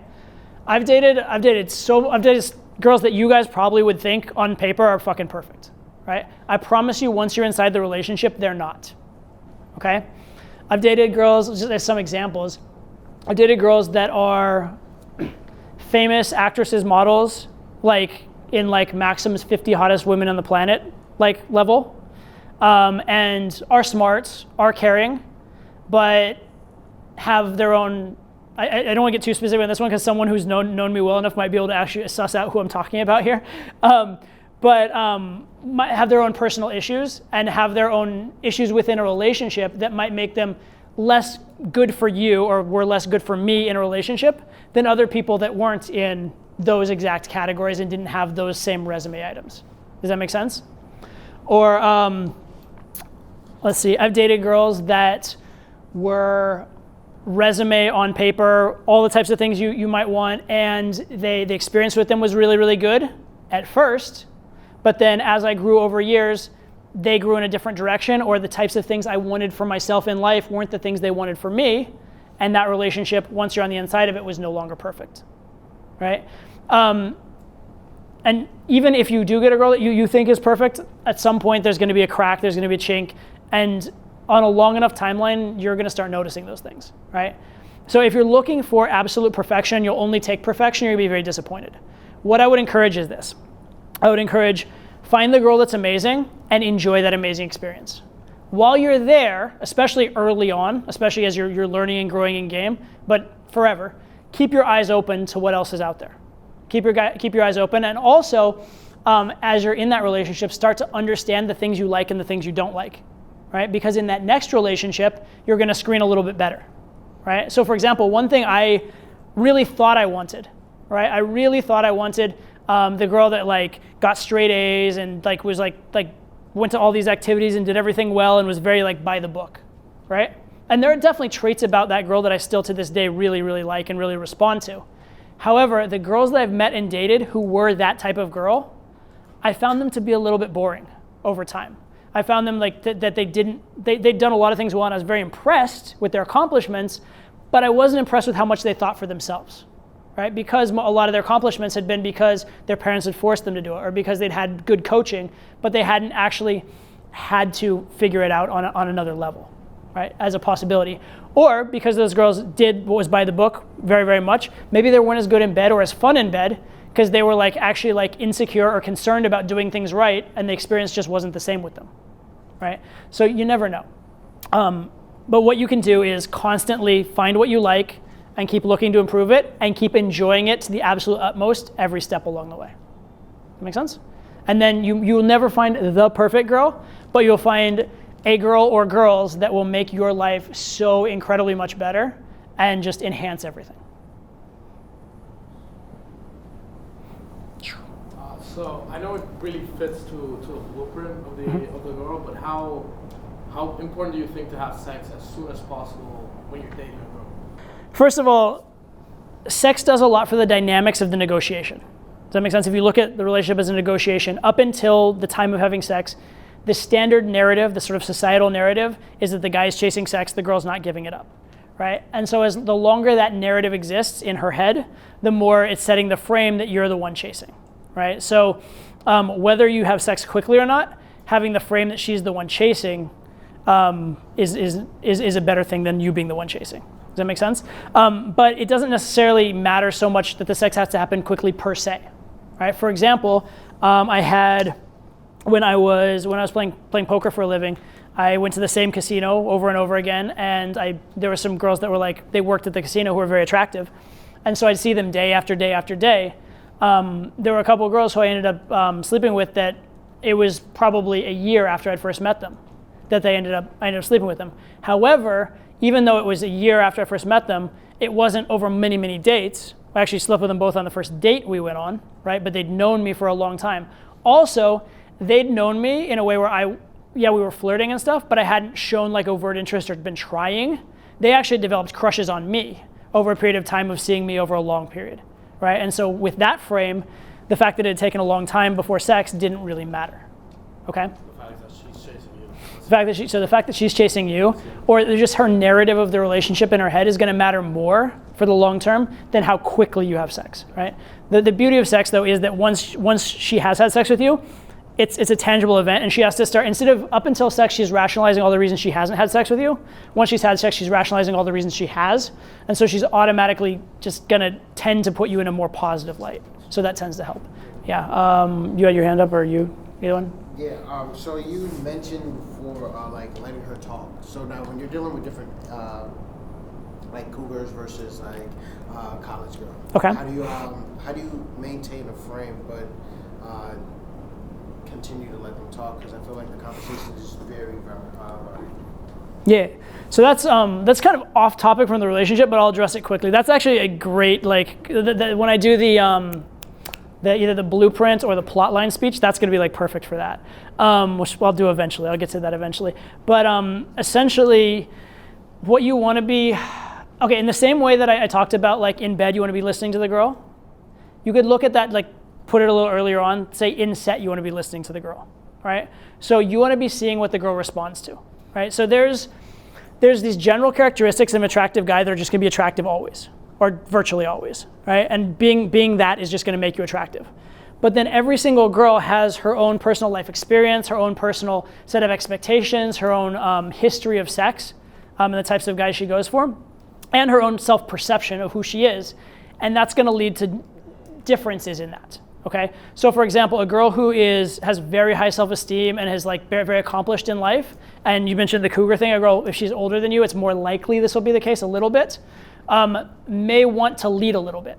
She may want to lead things to sex. She may want to do things on her terms, right? There are a lot of really smart girls. When I was living in Boston, I was dating 3 separate girls from Harvard at the same time.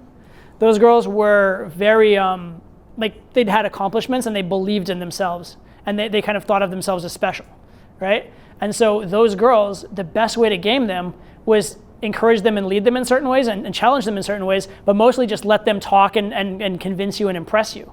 So I let them do most of the talking, right?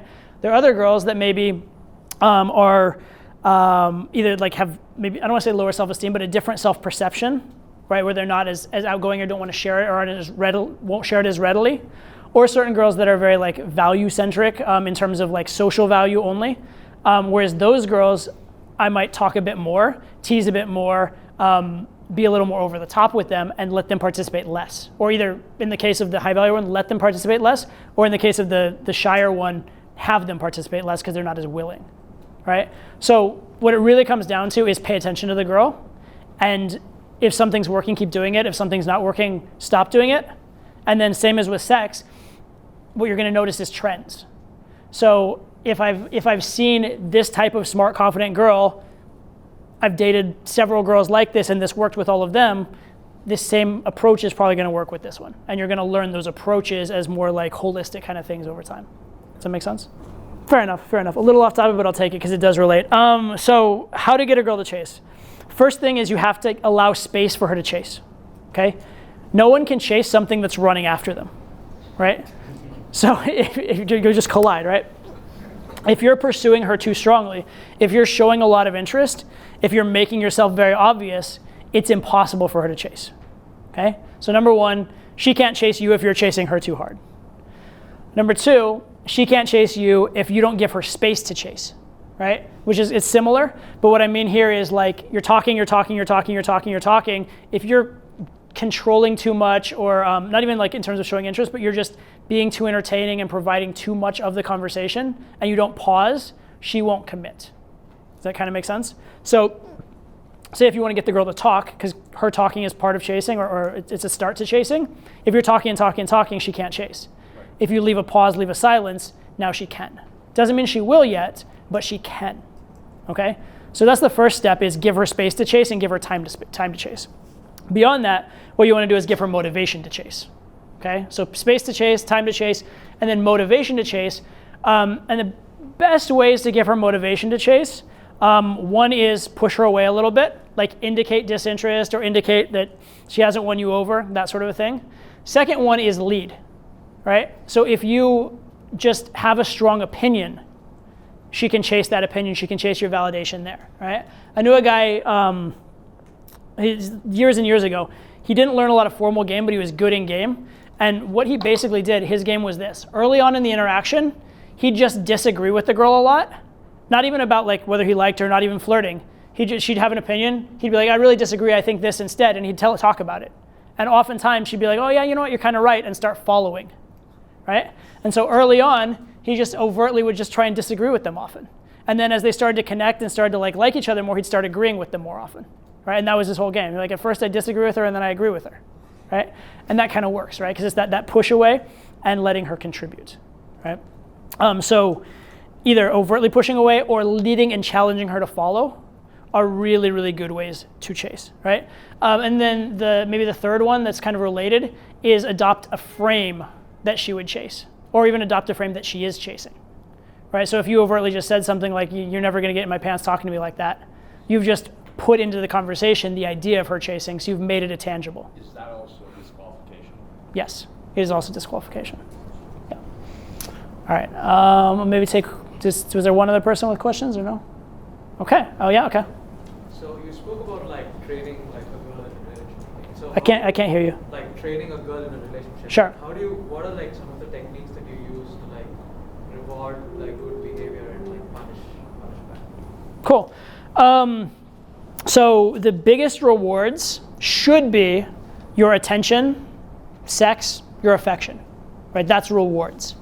Punishments, you can overtly punish. Like you can punish by like chastising and that sort of stuff, which I'm not the biggest fan of. The best punishment is lack of attention, right? The best punishment is the withdrawal of your attention, because if you set things up well, what she wants is your attention, what she doesn't want is that withdrawal, right? So that's the best, right?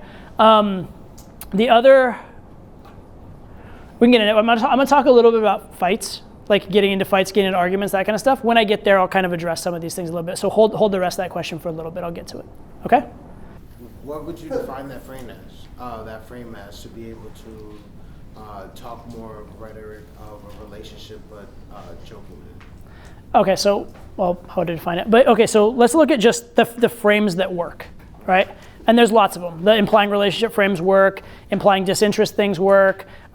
Just being a high value guy works. Like getting into mischief together works. There's all kinds of different things, right? But any frame that is gonna work should be playful, at least partly positive. You can have actually some like a little bit negative frames too, but there should be at least a positivity somewhere in it. So playful, some positivity, and then it needs to be relationship or emotionally relevant.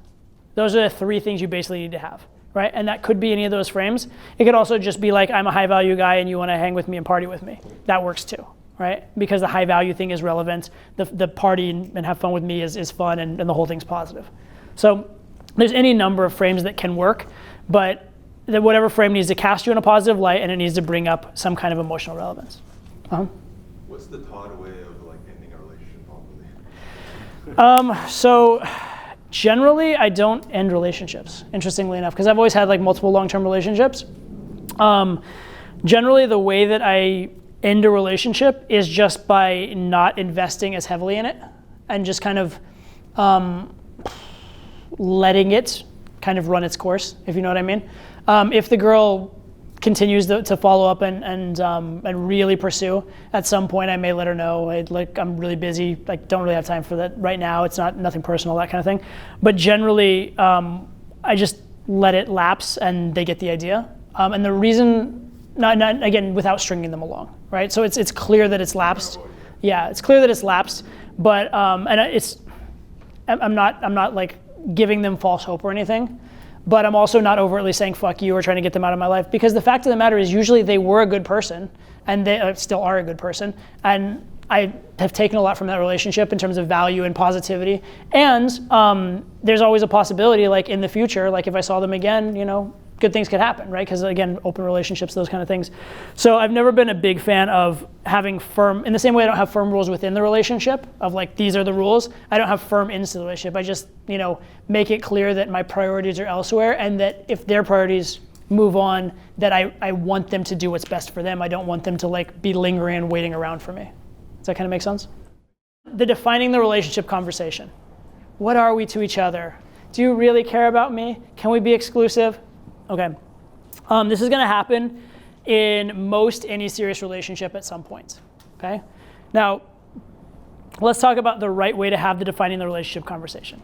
Actually, I'll kind of put this out to you guys a little bit.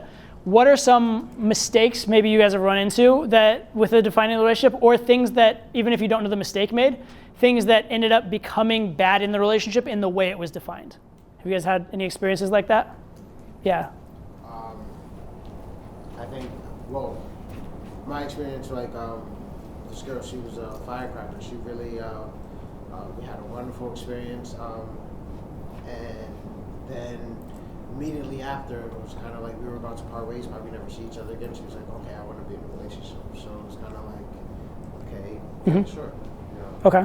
And I think that's where it's like, I had somewhat control of the situation, and I kind of just gave it up. I said, yes.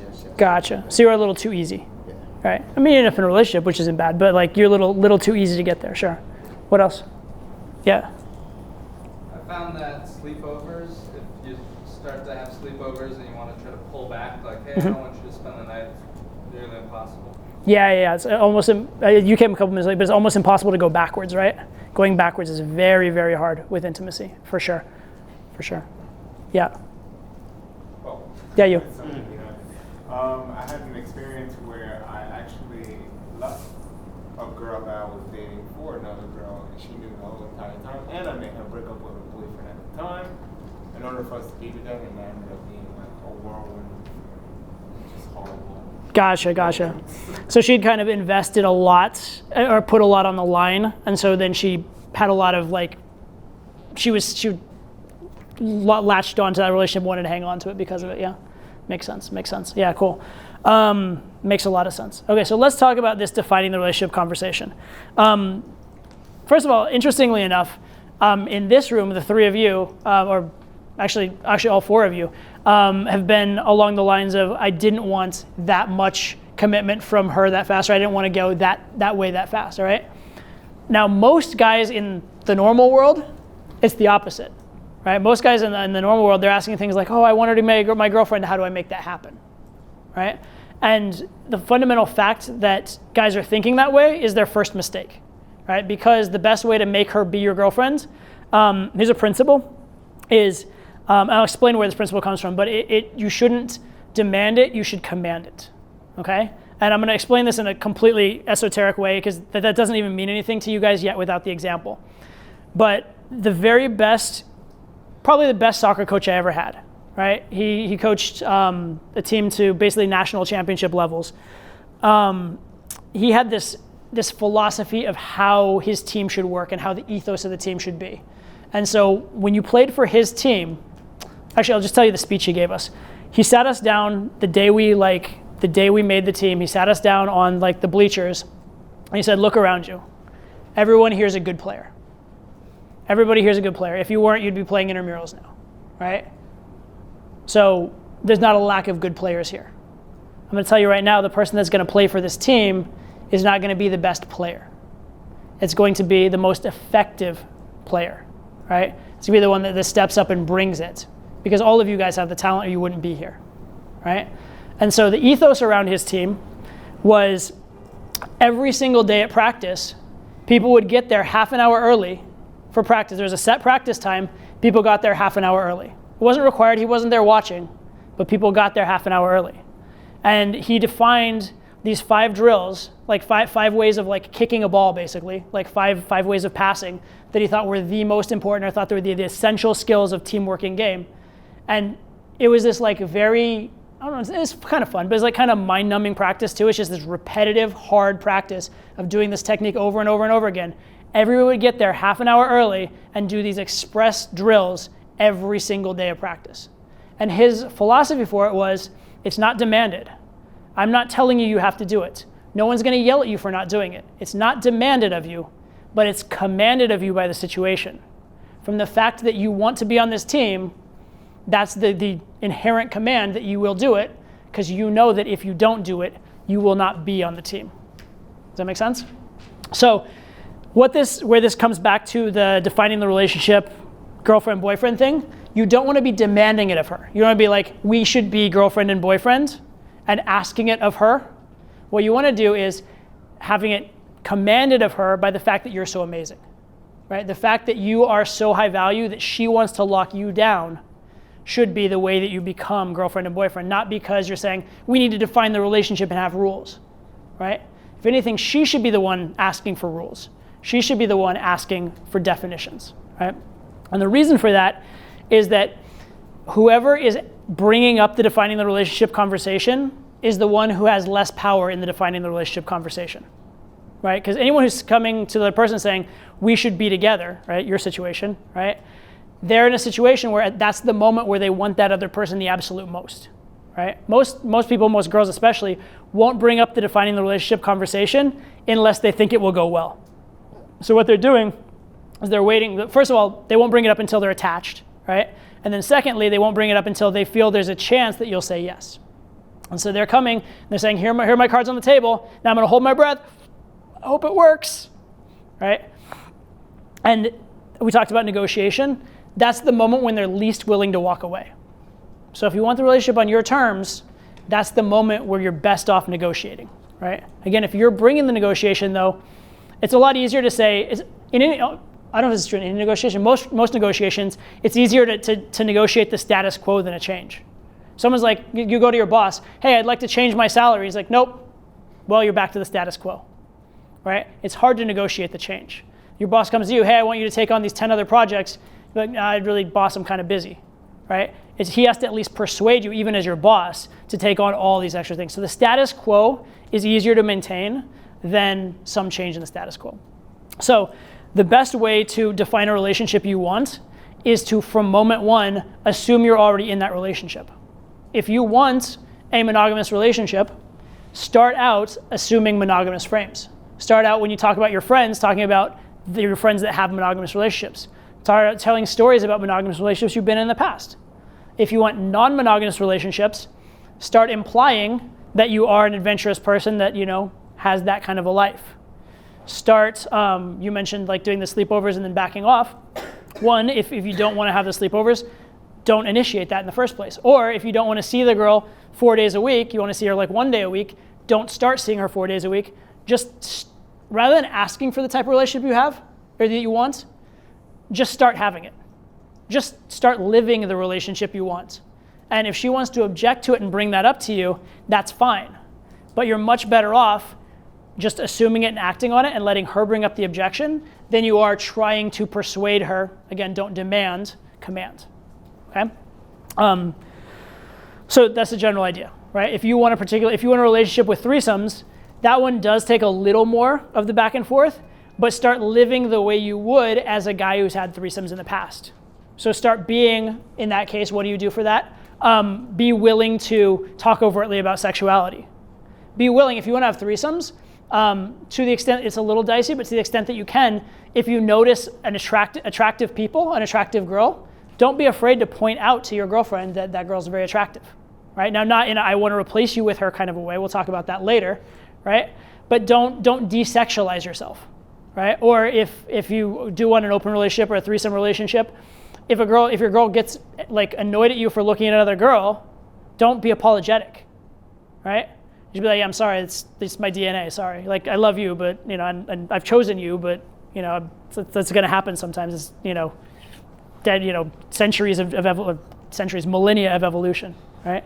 And don't be apologetic. Be like, look, I've made my decision, I'm with you, but like, I'm never not going to notice attractive girls. That's just the nature of being a man. So, you know, love me as I am, don't try and change me, right? But being able to say that and being congruent about it is very, very important. Because if you're not able to say that and be congruent about it, how are you going to have a relationship where you can actually see other girls? Do you see what I'm saying? Now, we'll talk about it later. You also don't want to throw it in her face. We'll get into that. But you need to be willing. You need to be willing to assert the frame you want to be true. Okay. So that's defining the relationship for like the standard monogamous relationship. You don't want to bring it up. You want to keep your negotiating power. Let's talk about if you want multiple long-term relationships. You want to be able to see other girls, that sort of a thing, okay? So now, even more so, she really needs to bring it up. Because in the case of a monogamous relationship, that's pretty standard. And so there's already an assumption there, and it's already kind of socially acceptable. It's kind of assumed that if you're together long enough, you'll end up there. For a non-monogamous relationship, it's not as assumed. So it's very important that you're not the one bringing it up, right? Because it makes it a hard negotiation. So the first step is be amazingly valuable to her life, right? Be the most amazing guy ever, give her amazing sex, blow her away, that kind of stuff. Don't be there 5 days a week, 7 days a week. Don't lead with provider qualities, because no girl wants to have multiple long-term relationships from a guy that is a provider, right? Because there, it's a tangible problem. Right? If the reason the girl is with the guy is for his resources and assets, splitting those assets into multiple, like splitting them 10 different ways or 5 different ways, that's a clear loss to her, right? If the girl's with the guy for the experience, the fun, those kind of things, now if the guy, when he's not with her, has fun with some other girl, that hasn't actually tangibly hurt her, right? So the lover frame is much, much more useful than the provider frame for these kind of things. So lead with value, take that lover frame, and remember the free market. Remember you have value. Understand that fact, right? And understand the fact that if you want to go in and have multiple long-term relationships, you have to be not just a little better than whatever other guy she could get, you have to be a lot better. You have to be so much better that she'll take a fraction of you over 100% of some other guy. If that's not the case, you are not going to have successful MLTRs, period. I don't care how good your negotiations are. I don't care how many of my little lines that you learned what I'm going to tell you in a minute. If you're not bringing enough value for it to be the case, it's not going to work, okay? Okay, next thing that's incredibly important, it must be framed as win-win as opposed to win-lose, right? If it's framed in such a way that you being with other girls is just taking away from her, she's not going to want that, right? It has to be framed in such a way that she actually receives a benefit from you being able to see other girls. Now, what could that be? How can you do that? How can you convince a girl that you seeing other girls is a benefit? She can see other guys. That's one way to go. I don't. That's not my preferred way to go, but that is one way. He said she could see other guys. That's true, and that's actually how a lot of relationships start out, right? Is that you're just hooking up and there's nothing serious, right? And that's the status quo. How about this? How about this? So speaking of the free market, I've mentioned the free market. I actually talk to girls about the free market of relationships, right? But how about this? So I'm talking to you. We're having this thing. But like, listen. So first of all, I want you to know, and I'm just going to do it, and then I'll explain it afterwards. So first of all, I care about you tremendously, and I think what we have in our relationship is amazing, right? I mean, there's a reason why we're together. I mean, the sex is great. You're sexy. It's there's a lot. I'm getting overwhelmed, but. Anyway, there's a lot there, right? But here's a philosophy I've always had, and I think you can relate to this, right? Have you ever been in a relationship where you're with someone and they're like trying to enforce rules on you all the time? It's no fun, right? It sucks, right? And you don't want to be with someone because you're like, oh, if I look at some other guy, they'll like be jealous and angry. You want to be with someone because you love them, right? Or like I want us to be together because we have so much fun when we're together. Not because we're scared of like what will happen if like we talk to another member of the opposite sex. You know what I'm saying? So what I love is how if the way that we have this freedom, it means that we can truly enjoy our time together without having to worry or think it's for anything else. And it also means that there's absolutely no resentment, right? You ever notice how like the grass is always greener, right? When you know you can't have something, you always want it, even if you never wanted it before. But the fact of the matter is a lot of times by like knowing that it's available, knowing that it's not a big deal, it makes you truly focus on what's important and not have to want that or not have to deal with, you know, those other temptations and things like that. So anyway, I guess what I'm saying is like, I love the fact that we can be together because we're so good together rather than because of some rules or definitions or some like, you know, some like expectation that some outside person would have. I think that's a beautiful thing, don't you? All right? So, okay, so what am I doing there, right? I'm framing it as though the fact that we're together for the right reason, the fact that we're together out of freedom and out of choice makes it much better. You can go further with that and say, you know what, the funny thing is if we were to try and add rules and restrictions, I would probably, if anything, just make us resent it, right?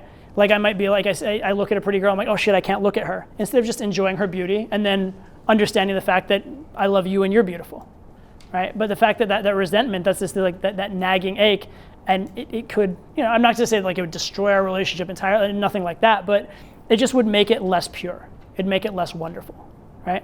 The fact of the matter is that, actually, and this is another thing you can do in the MLTR thing, is you can say, you know what, if ever you did meet someone who was actually better for you than me, now it's not going to happen because I'm amazing, I know, but assume that it did, right?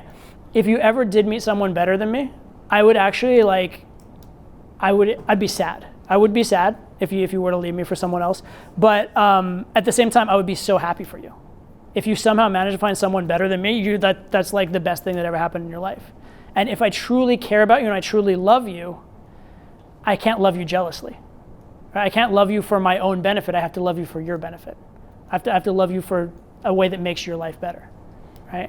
And that's the kind of love that I want us to have, right? Where every moment is special and we care deeply about each other rather than, you know, selfishly being out for our own ends, right? And I think it's so amazing that you can that we can have that together. Anyway, I love you. Right? Does that make sense? So now that's a frame that's win-win. Now, interestingly, it's also a frame I believe 100%. Right? This is not me like bullshitting some lines at a girl. I actually do believe all this. I completely believe this. Right? Because I know me as a guy who's been with tons and tons of girls and who's always had that freedom and has dated like many different girls at any given time, and for whom like pickup and dating has been one of the most fun things and most like growth-oriented things I've ever had in my life. If being with a girl meant that I'd had to turn that part of myself off, I would feel that loss, right? When I see a hot girl walk by and I don't pick her up, I feel that loss a little bit, right?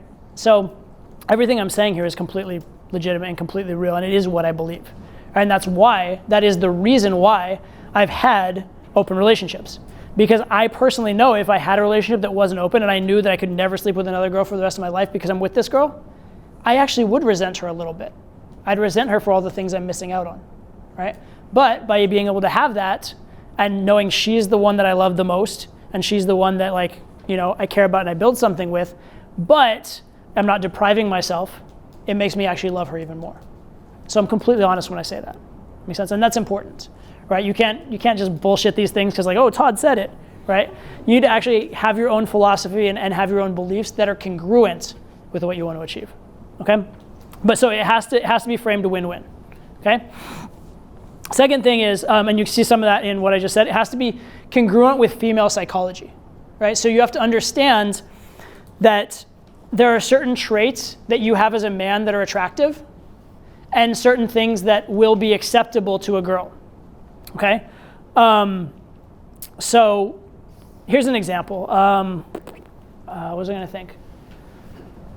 Okay, so for guys, it matters more if the girl cheats physically, biologically, right? Biologically, we care if a girl cheats on us physically. And the reason for that is that if we were serious with a girl and she cheats and sleeps with another guy, we could end up raising that guy's baby, right? In an evolutionary kind of sense, right? So we care very much about a girl cheating physically.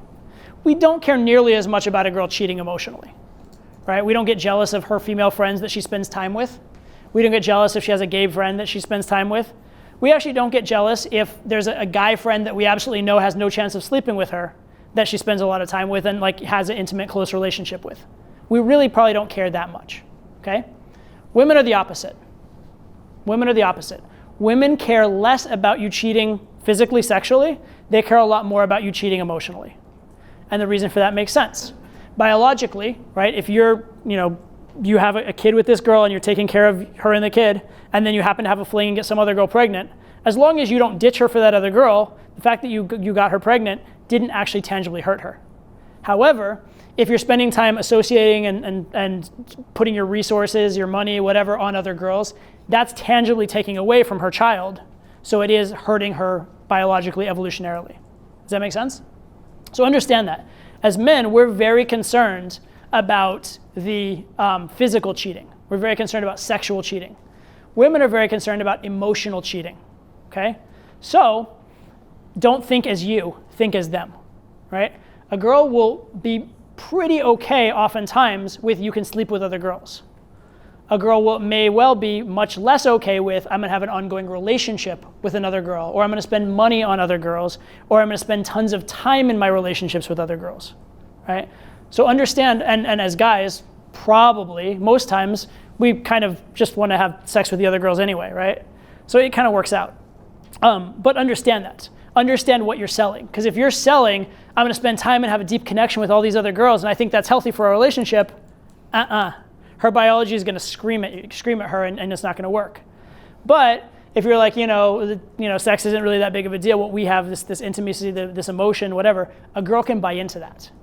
Because it's congruent with her frame of, first of all, how she would deal with an alpha male lover type, but also, secondly, it's along the lines of her actual genetic interest.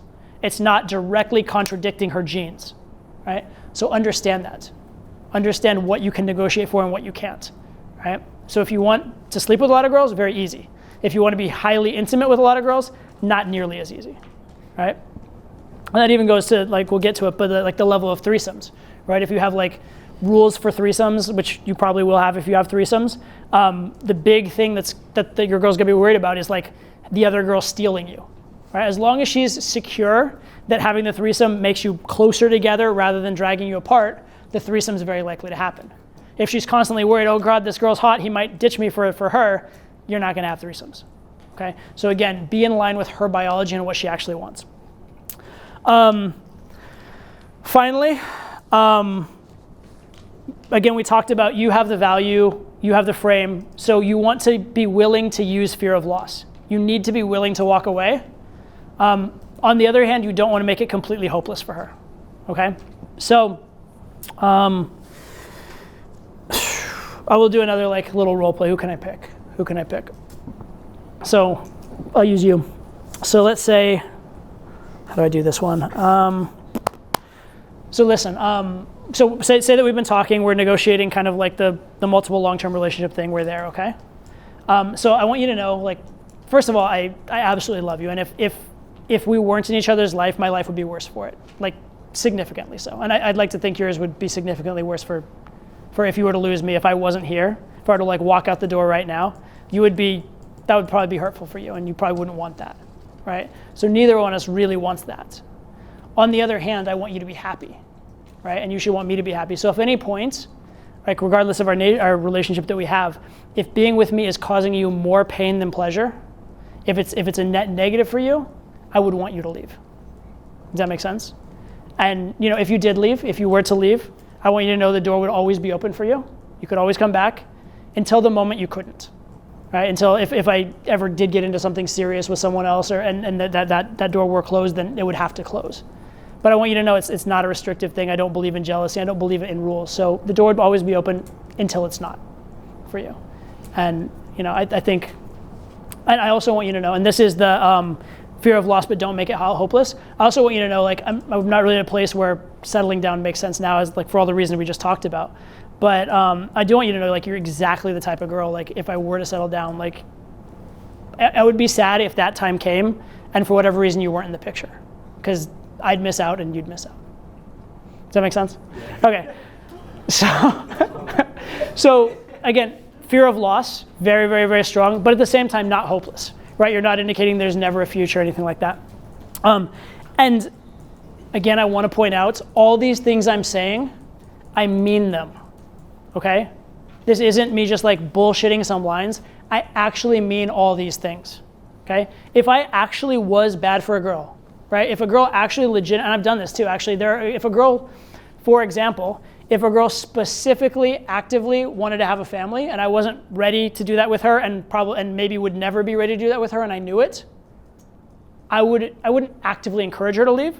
But if she was like griping about that, or if she was like indicating that's very important to her, I might point out to her that that might be the best solution, right? In a loving way, not in a fuck you, I hate you way. I'd point out, like, I'd love to have you stay in my life in whatever capacity, but like, if you want this thing and I'm not willing to give it to you and it's important to you, I want you to be happy. And I've said that to girls, right? I've said that to girls. And you know, sometimes girls leave on that, sometimes girls don't. But I've said it and I've meant it, right? So the important thing with this stuff is you have to believe it and live it and be sincere. You can't just like make up the line. Okay. So let's talk about, so you've given the multiple long-term relationship speech, you've framed things the right way, you've gotten her to buy in. We'll probably have some questions about that later, I'm sure there will be. Now, how do you make the MLTR thing work? Because there's one thing is getting her to like be, oh, okay, we can try it, or oh, okay, I'll be non-exclusive with you for a while. There are certain things that are gonna like definitely make it fail. First one is you must be sensitive to her friends and her family, okay? Getting the girl to be okay with multiple long-term relationships is actually not that hard because it's in her biology. Girls are used to, biologically, evolutionarily, having the high-value guy and knowing that he's sleeping with other girls. It's in their genetics. However, socially, her friends are gonna give her shit about it. Her family's gonna give her shit about it, okay? I've had friend interventions, family interventions. I've had girls break up with me because they couldn't introduce me to their family. That makes sense? Like they were at a point, I love you too much not to introduce you to my family, and I thought about introducing you and I didn't know how to do it, and it was just too awkward for me. I couldn't deal with it. This has to end. Okay, I've run into that in the past. So you need to be sensitive to that situation, and you need to be very sensitive to letting her friends and her family think what they need to be positive in her life. Okay, so when you're around her friends and family, you need to be amazing with her. They need to see how much you guys like each other. They need to know that you're doting. They need to know that you care. They need to know and see that you're offering value. And ideally, not just when you're around them. Like, let's say that, you know, you're in a multiple long-term relationship with this girl and you know, she has friends and family she cares about. Well, if all they hear about you is she comes over to your place and you sleep together, they're not going to be very supportive, and you're sleeping with other girls, they're not going to be very supportive of that. However, let's say that she's into like music or whatever, and you like find a place like where she can get some really cool lessons or like enhance that, or you introduce her to someone that helps her with her music career. Now all of a sudden, her family and friends see that you care and see that you're contributing and helping her in her life, right?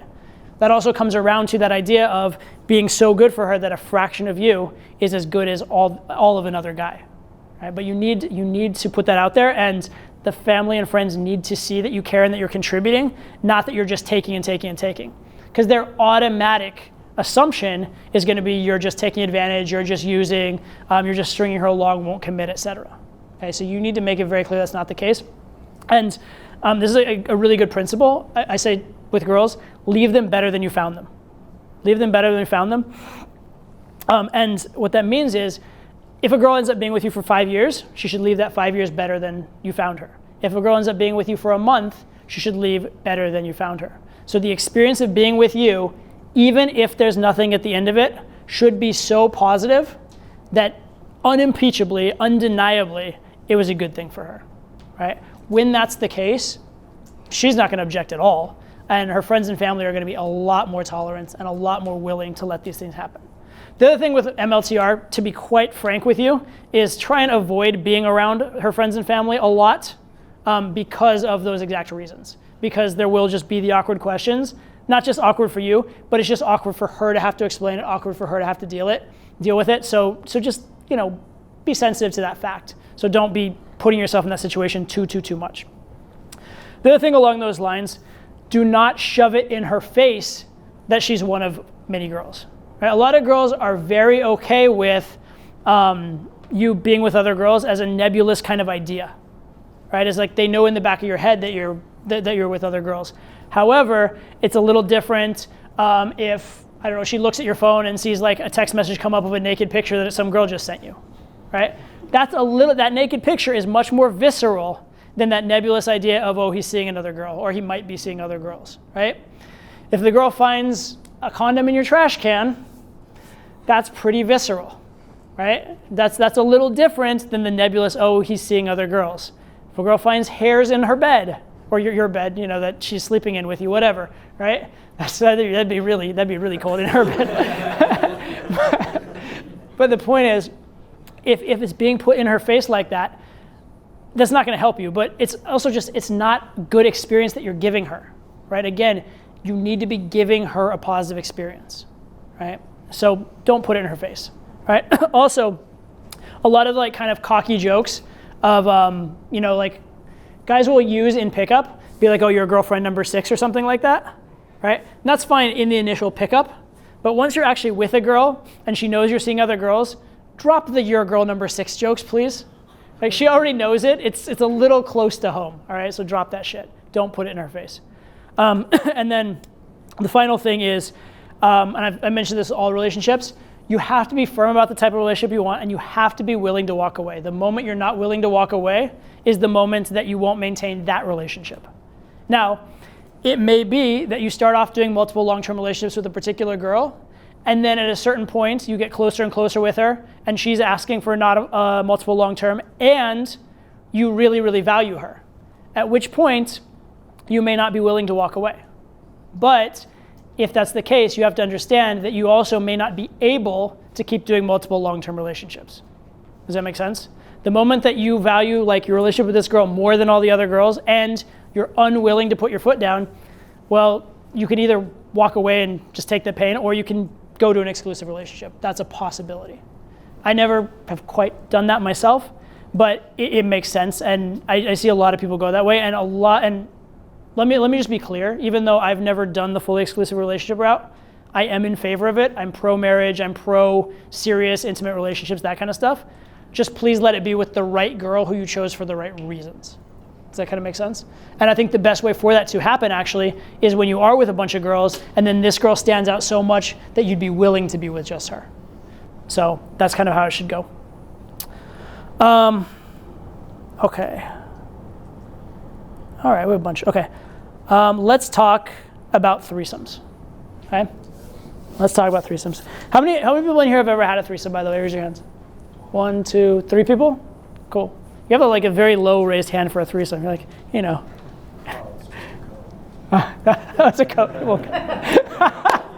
Fair enough. Most people are like, hell yeah, threesome. You're like, okay, fair enough. So here's the thing to realize about threesomes, and it's a paradox. Number one, most girls are on board with threesomes. I actually mean that seriously. Most girls are on board with threesomes. Do you know how I know that?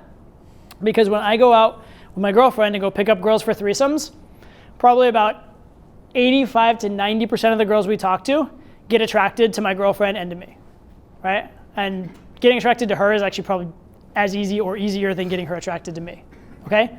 So the ratio is very high. It's not like, you go talk to like 20 different girls and you find that one diamond in the rough who's down for a threesome. Most girls are attracted and intrigued by the possibility, which says to me most girls are on board for a threesome with a stranger. Most girls would be on board for threesomes with strangers, etc. Okay? So sexually, like in a pure sexual can you be attracted way, most girls are on board. However, the paradox is most girls you're dating will be resistant. Okay? So they're on board sexually, they're resistant. Why are they resistant? Why would a girl be resistant if she finds other girls attractive and is potentially on board sexually? Well, here's why. Because she's afraid for the relationship. Okay? The girl really likes you.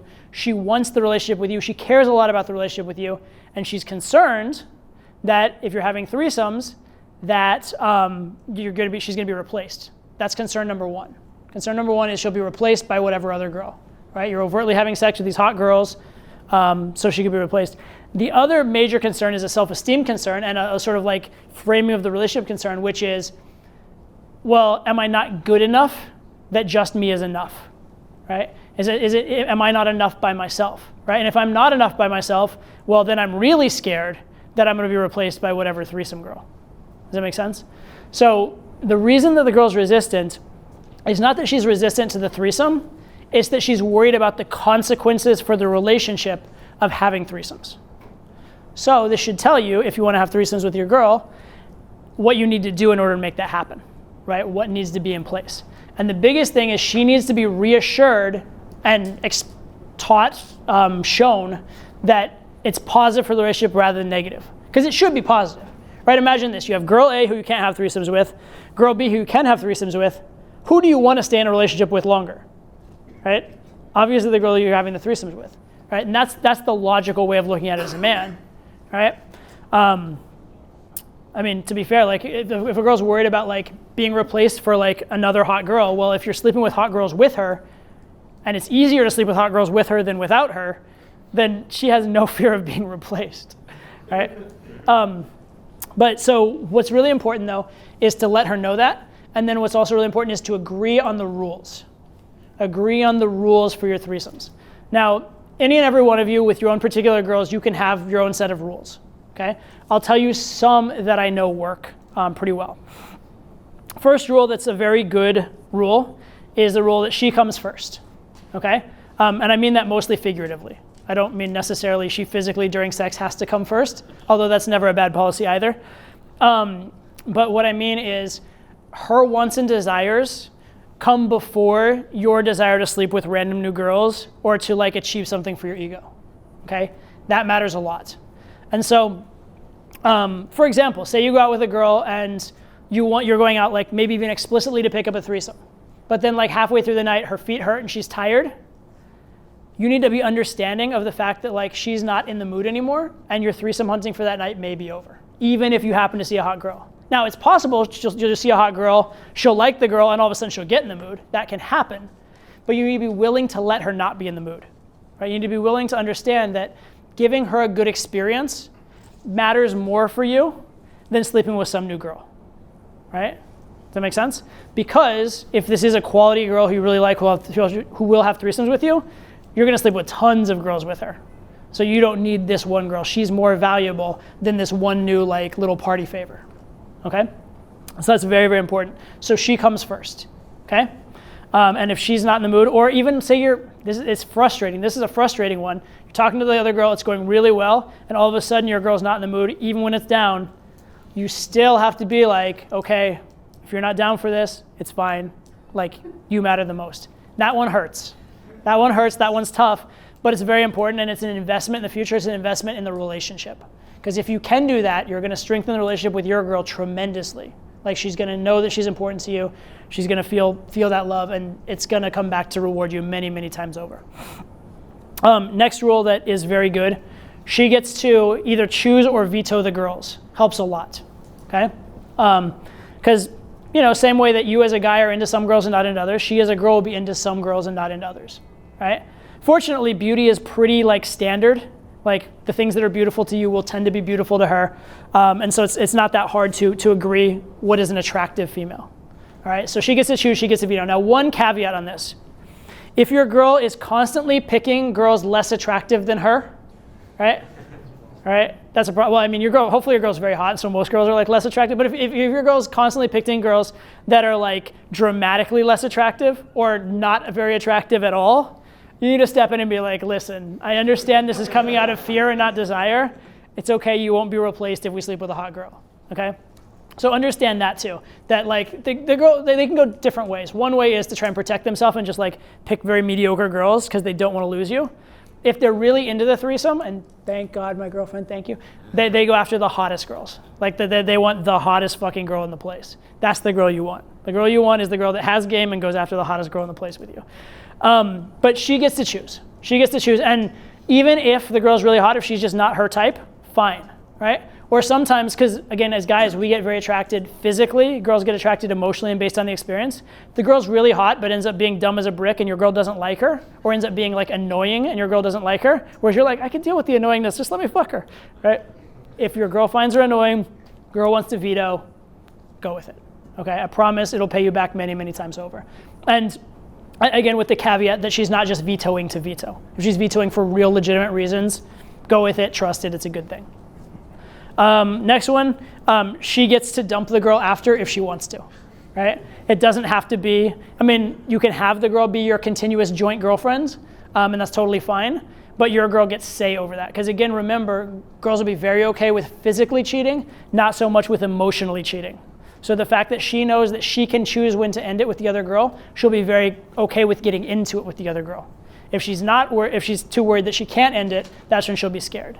And what will tend to happen actually is the girls will become attached and will become very close with each other, and like a lot of good things can come out of that, and she won't necessarily want to just dump the girl, right? They may, like the times that I've had threesomes that were like multiple visit threesomes, is normally my girlfriend's idea, more so than mine even, right? So that will happen, but she needs to know that if she is done with the girl, doesn't want you seeing the girl, that she has the power to do that, right? And again, by the way, if you can have threesomes without these rules or want to have threesomes without these rules, more power to you. I'm just telling you how I've found to smooth out the process personally, okay? And other rules will be case by case. Other rules, case by case, whatever you decide with your girl. Again, what I say at the start of this, everything is negotiable.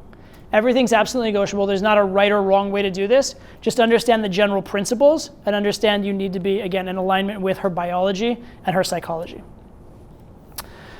So let's talk about picking up threesomes, right? Picking up threesomes. There's a few different ways to pick up threesomes. You can do it live or online, or you can do it at like specific swinger type things. I personally haven't ever done the swinger type thing, so I don't know about that. I can't speak to it, although my impression is it's extremely easy. In terms of live and online, with live, very important if you're going to do threesomes as a guy, most of the time you should be the one approaching, okay? And the reason for that is kind of because your girl's probably better at game than you are, right? In a sense. In the sense that, not because she's even better, but because game is easier for her than it is for you, okay? Because there's inherent trust between girls. There's inherent, like, the sex from girl to girl has less consequences, right? There's no pregnancy from girl to girl sex, right? So there's a lot more sort of easy familiarity and that sort of thing. Also, as a guy, if you are saying to have your girl approach and then bring the girl back to you and you're not participating, it looks kind of like, oh, he was too scared to approach, or oh, he wasn't able to approach. Whereas, especially as guys who know game, right? If you go over and you have the competence to make the approach and get the girl attracted, and then your girl comes in as well, now you have that value from having done the approach. Also, because a lot of times the girls, at least in the cases I've had, the girls tend to talk more than you, and they tend to keep it like small talky and less escalated. If your girl approaches and she's just having small talk unescalated with this girl, it never goes anywhere, and you end up being an outsider, right? But if you did the approach, you're in the interaction from the very get-go. You're the part of it, you're the center of it. So even if you don't talk a lot through the rest of the interaction, you're kind of grandfathered in there. You're a piece of the interaction, and you can just ride whatever value and comfort your girl builds from there, okay? Now the exception to that is that there are some situations that your girl will be able to approach that you can't, right? For example, say that you're in an exclusive nightclub that has like bottle service tables. If you try and wade through a bottle service table and go approach some girl, whoever guy's table that is probably going to kick you out of the table real fast. However, your girl can go over there, can go talk to the girl, will be invited to the table, will have a free drink, and then she can bring the girl out to you, right? So those kind of scenarios, very, very good. There are also some girls that just will be in a mood because they've been hit on too much during that night that they just don't want to talk to guys. However, your girl can bust through that. Right? I remember one threesome we had in Vegas. I opened this girl and she was absolutely not having it. Absolutely fucking irritated, angry, pissed off, told me to fuck off, right? But then she was kind of like lingering in the area and like she didn't really leave, and she didn't seem to be like with a tight friend circle, and she was really hot. So I asked my girl, I'm like, hey, this may work, this may not, but you should go talk to her. She went and talked to her. Within a couple minutes, they were making out, brought her back to me. The girl was like a little, momentarily awkward for about 10 seconds over the fact that I'd talked to her before, and then fine with it. Within probably half an hour, 40 minutes, we took the girl home and had sex with her. Okay? So this was a girl that would not give me the time of day. I'm pretty good at doing cold approach. I couldn't open her, right? My girlfriend could, right? So there are scenarios that, like girls you just can't get as a guy doing pickup, that your girlfriend will make available to you. And that's kind of a beautiful thing. But in general, if you can approach, that's the best. But there are these scenarios where you can't approach and your girlfriend needs to, and that's fine in those cases. Just if that happens, make sure you're involved in the interaction. You cannot be a passenger in that case, right? If you've done the open and got the girl attracted, you can sit back and be a passenger for most of the interaction. If your girlfriend did the open, you have to get actively involved at some point. You have to demonstrate your value at some point. Because it's important, the girl has to be attracted to both of you independently. She can't just be attracted to just your girl or just you. She has to be independently attracted to both. And actually, if it's getting too much one way or the other, like say if the girl's too into my girlfriend and hasn't interacted enough with me, a lot of times what we'll do is we'll send my girlfriend, she'll go to the bathroom and leave me one-on-one with the girl for a while so I can work. Or vice versa, right? If I've done too much, then sometimes I'll leave them one-on-one to work. That's actually, be very careful of that one. Be extremely careful of that one. Because if you go to the bathroom and leave the two girls there, it's very, very, very, very, very, very likely random guys will come hit on them and it'll be a royal pain in the ass, okay? Because if guys see two hot girls interacting well, kind of sexy, and seeming to have a good time, that's like fucking chum to sharks. So be extremely careful about that one. Do not leave the interaction in that scenario. Most of the time if I'm leaving, I'm going a few feet away and just giving them a moment of privacy, okay? But be extremely careful of that because that will fuck up so many threesomes for you. Really quick note. Sure. If guys do come in, because that has happened to me, how do you deal like? You shouldn't. Your girlfriend should. Okay. If you do it, you have an agenda. If your girlfriend does it, it works. For the most part, right? The problem is if it appears to happen by accident, and also if the other girl's in a really good, like just sexually amped up frame of mind, then it doesn't necessarily. But usually, most of the time, your girlfriend will have more authority and be able to make it stop, but not always. And also, every single time your girlfriend has to push away another guy, it's kind of like an agenda. Like the first time, it's just like, oh, this guy's lame.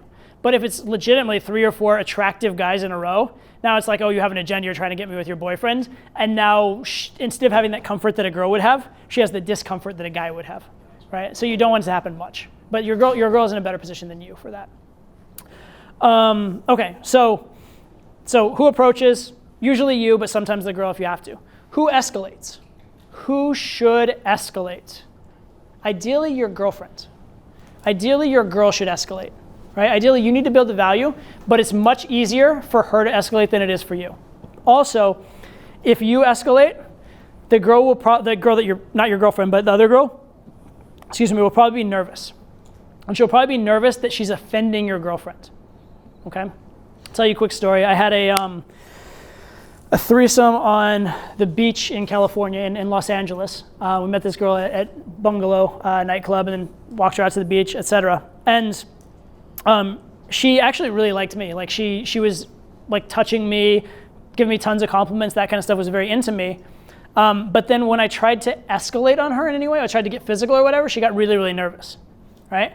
And then she, when I backed off, she was fine again and all good. But she was, with my girlfriend, seemed just really friendly. With me, she seemed actually like complimentary and there was more of a sexual vibe. But if I tried to do anything about it, she'd be weird, right?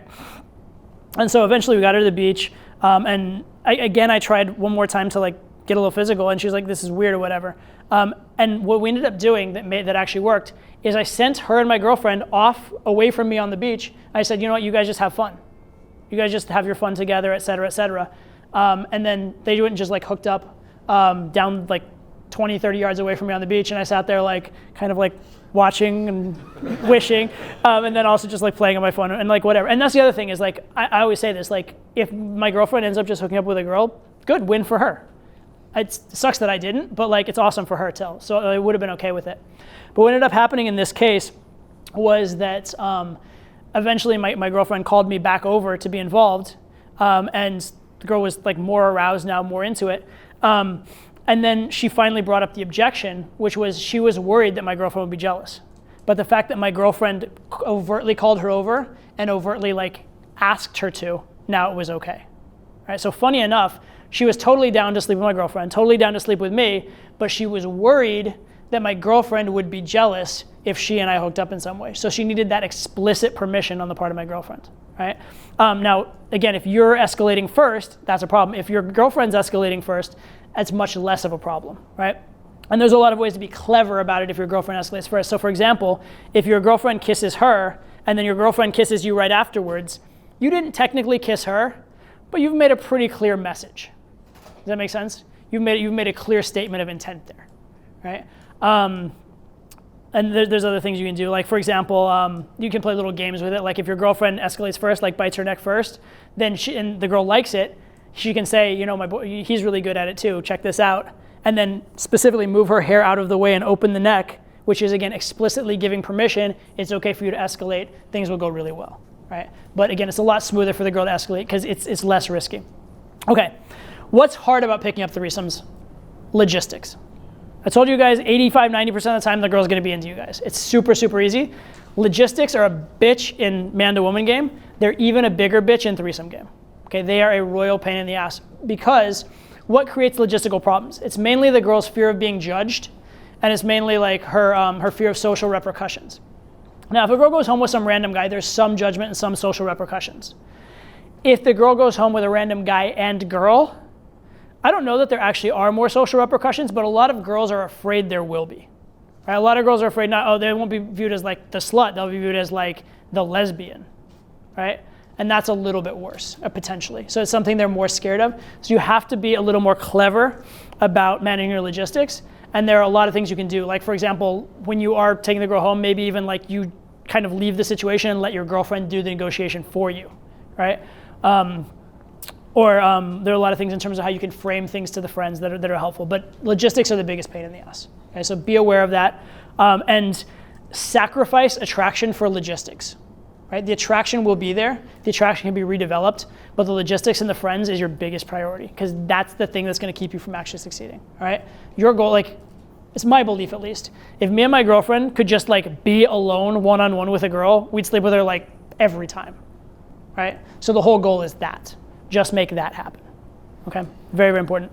And then lastly, you want to have really open communication with your girlfriend. Really, really open communication in terms of, are you into this girl? Are you not into this girl?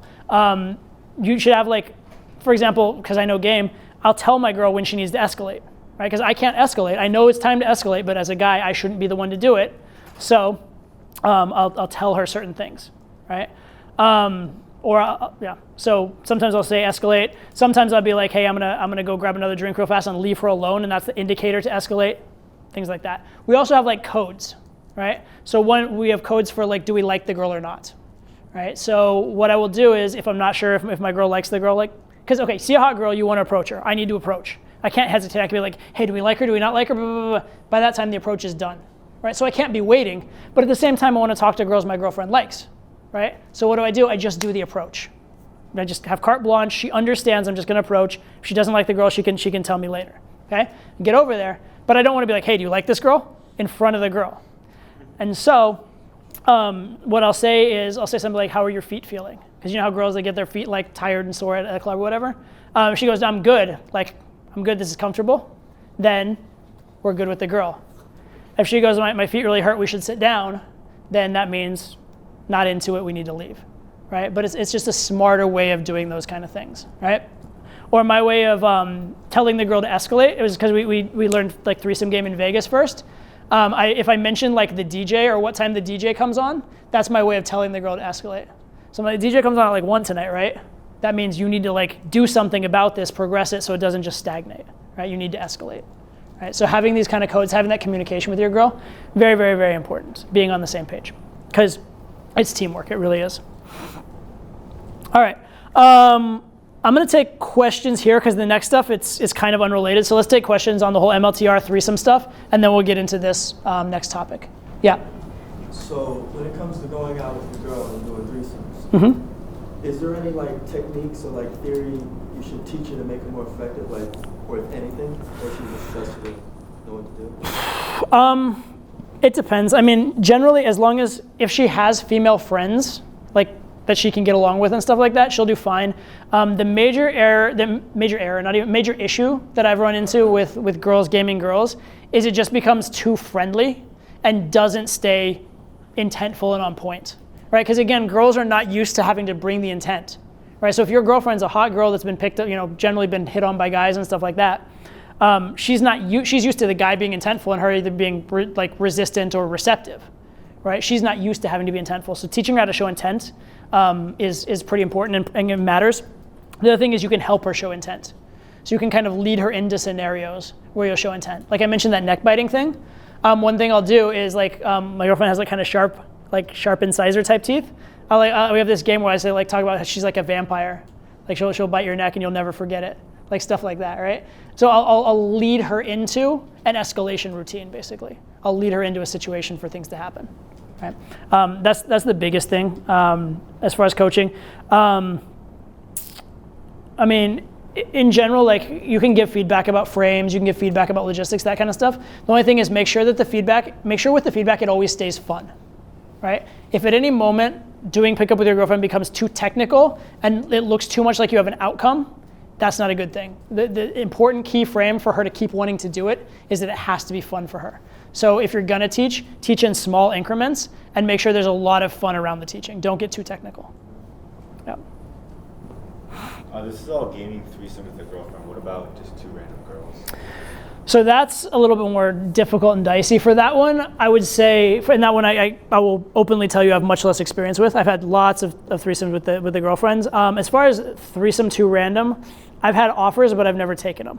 Right? So I've had a bunch of girls that would have done threesome with me as two, but the problem is there was always one who I liked way more than the other, and I would have much preferred the one. Not even that the other one was ugly, but it was just such a difference. I never had two Hawaiian tropic models that let's do a threesome with him, right? It was always one really hot girl and one kind of eh.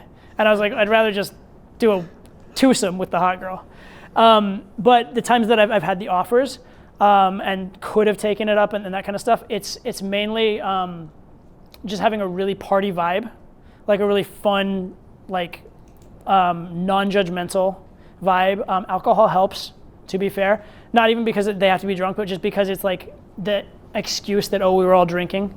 That sort of thing helps. And then what you need to do is just flirt with both of them, because usually in an interaction you're gonna pick a target, right? What you wanna do is actually not pick a target, but flirt hard with both, but then tease hard with both. So let both kind of not know they can have you in a way, and then let them pick or choose.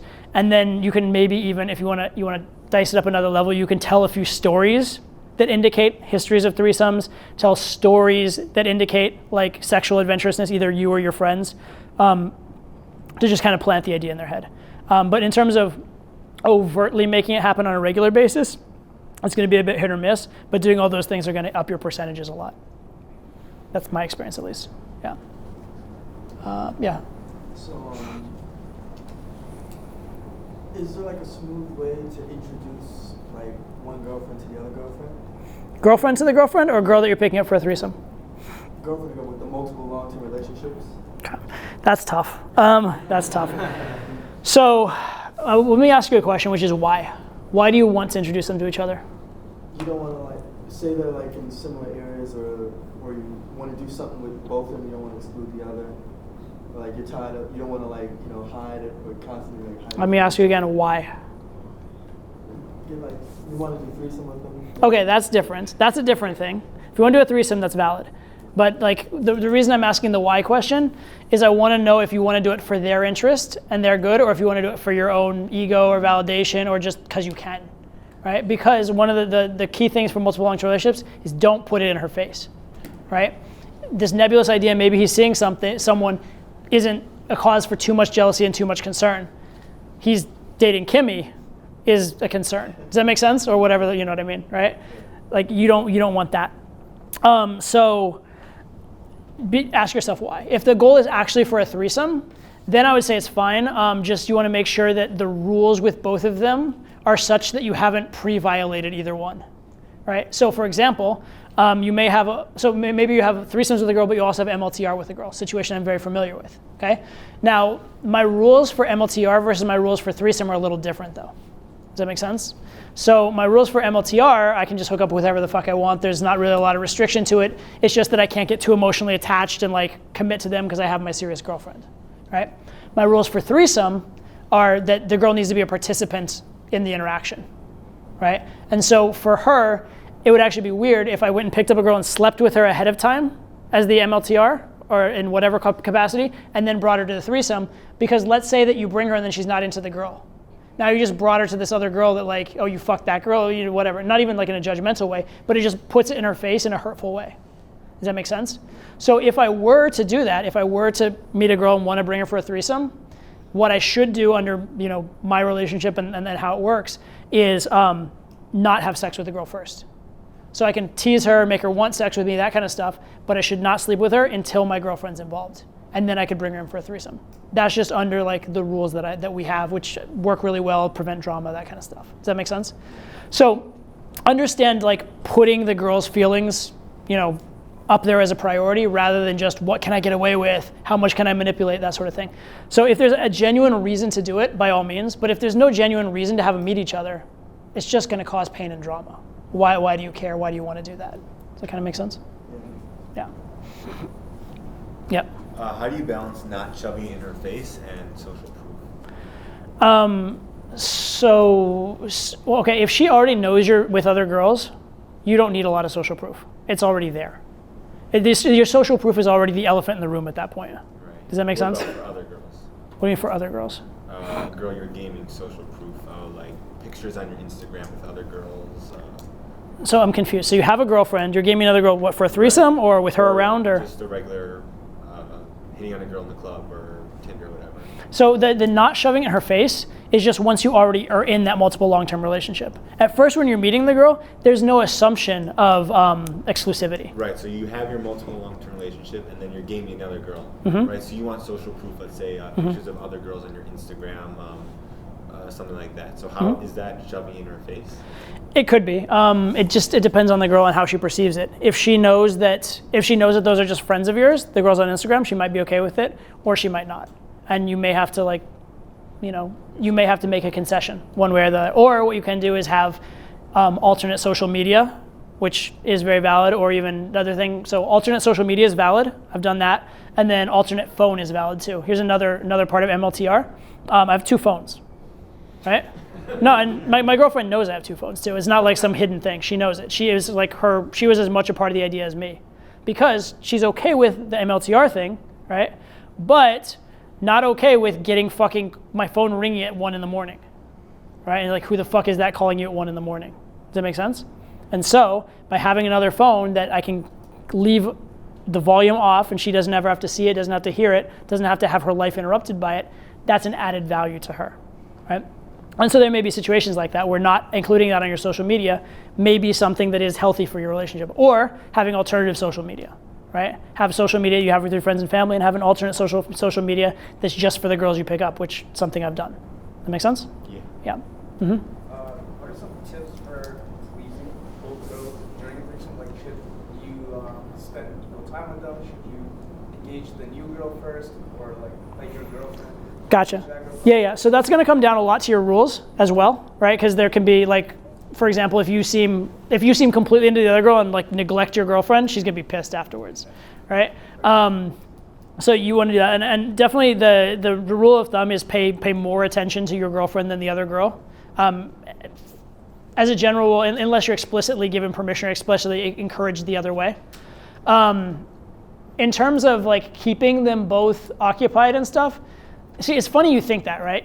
Like that you have to do more to keep them occupied. You have to do less, because they both have another sexual partner there to keep them occupied too, right? You don't have to even like if you even like went to the next room and came back, like they can go down on each other, they can kiss each other, they can finger, like they can do all these things together. So you don't have to be involved in every second of everything, right? You can take your time. You can you can take your hands off them for a minute, go around the bed and engage in a different way. There's all kinds of things like that you can do.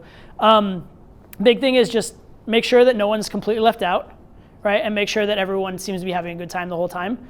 And don't think that you have to be the star of the show, right? Your penis is going to get plenty of attention. You're gonna have your moments of being the star of the show, but if you have to be the star of the show the whole time, it's not going to be as good an experience for everybody. So like if they're just like going at it with each other and you're like only a little bit engaged, enjoy that. Enjoy the view. Enjoy like touching or going down on something, or you can do whatever yourself, whatever you want to do, okay? But you don't be so worried about it. Don't be so worried about it. And to be fair, if your girlfriend has done this with you before and notices that you're being overtly left out, most of the time she'll include you, right? So if we're doing threesome and I'm ever left out, a lot of times, she'll bring the other girl over and take the girl's head and make the girl kiss me, or make the girl go down on me, or whatever. Not make in that case, but encourage the girl to go down on me. Does that make sense? Yeah. So you said with regards to multiple long-term relationships, your time spent has to bring so much value that that's greater than 100% of some other guys' potential. Correct. So what are some ways that you've been able to, I guess, understand the kind of value that she wants out of you? As you kind of just asked the question, how do you have good game?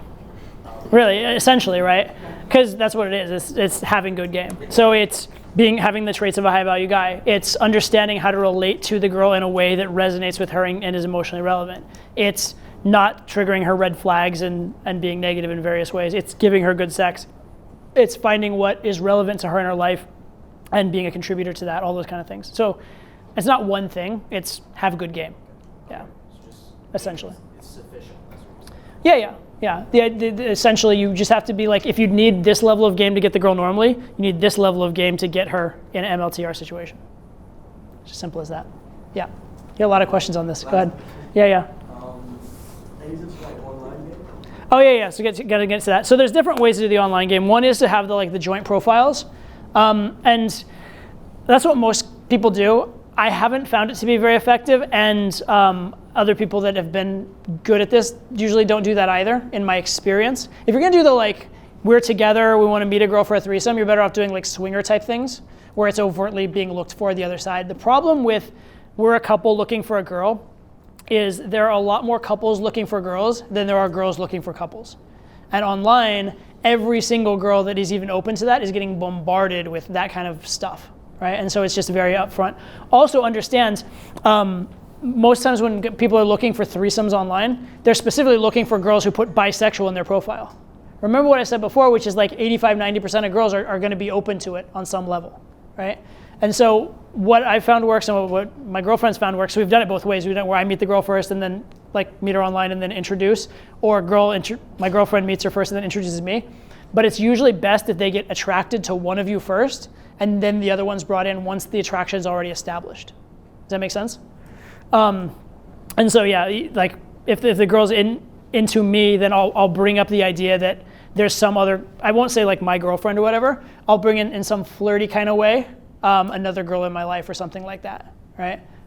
So one way is calling her my mom, right? My mom better approve of you, right? Stuff like that. Or be my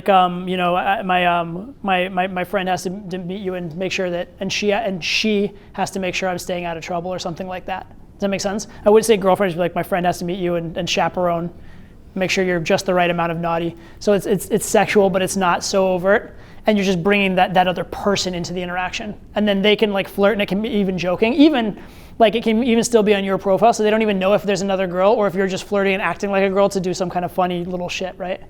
But it's just making it interesting, right? But the big hurdle is getting over that initial bit of attraction engagement. Once they're engaging with you and messaging with you, that's the hard part, right? So why are you gonna make that part harder by bringing two people into it? Why not make that part easy and then just swing the second part later? Yeah. Cool. All right, let's talk about dealing with fights and drama, shall we? How many of you guys ever had fights or drama in your relationships? Yeah? Yeah. All right. So, how do you deal with fights and drama? Well, it comes back to a lot of the same principles we talked about before. Remember the free market, right? And remember bringing value, right? So what's the best way to handle a fight? The best way to handle a fight is before it starts. Okay? The best way to handle a fight is by having been so amazing for such a long time that you're going to win the argument no matter what you do. Does that make sense? Right? If you're fighting from a position of low value, you're already in trouble. Okay? And so assuming that you've done things right, the most important thing to do in a fight is to stand your ground without being an asshole. Right? Is to be firm and first of all, make sure you're right. okay? Sometimes you will be in fights and you will be wrong. If you are wrong, don't take the frame that you're wrong as a human being, but be willing to admit you were wrong about that thing, okay? Because you will fuck up. You will do things wrong. You will violate, certain rules by accident, etc. These things will happen. When that is the case, you need to acknowledge it, move on, let the girl know you love her, and just kind of take your licks on it, right? And again, it's important you had enough value to be able to withstand that in the first place, okay? But assuming you're not wrong, assuming you're in the right, you need to stand your ground. You need to stand your ground. You need to be firm but loving, okay? So good example, I gave this example before.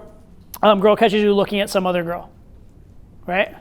Now, if you're having multiple long-term relationships, or if that's not an overt violation of rule, if you are monogamous to the point that that's a violation of some rule, then you'd be like, sorry, babe, I didn't mean to, etc. Right? Now, hopefully we're not in relationships that restrictive, but if we were, that would actually be the right course of action, right? Assuming that that's not a restricted behavior, you need to point out to her that's not a restricted behavior. Be like, yeah, I'm sorry, but listen, A is an accident and B is my biology.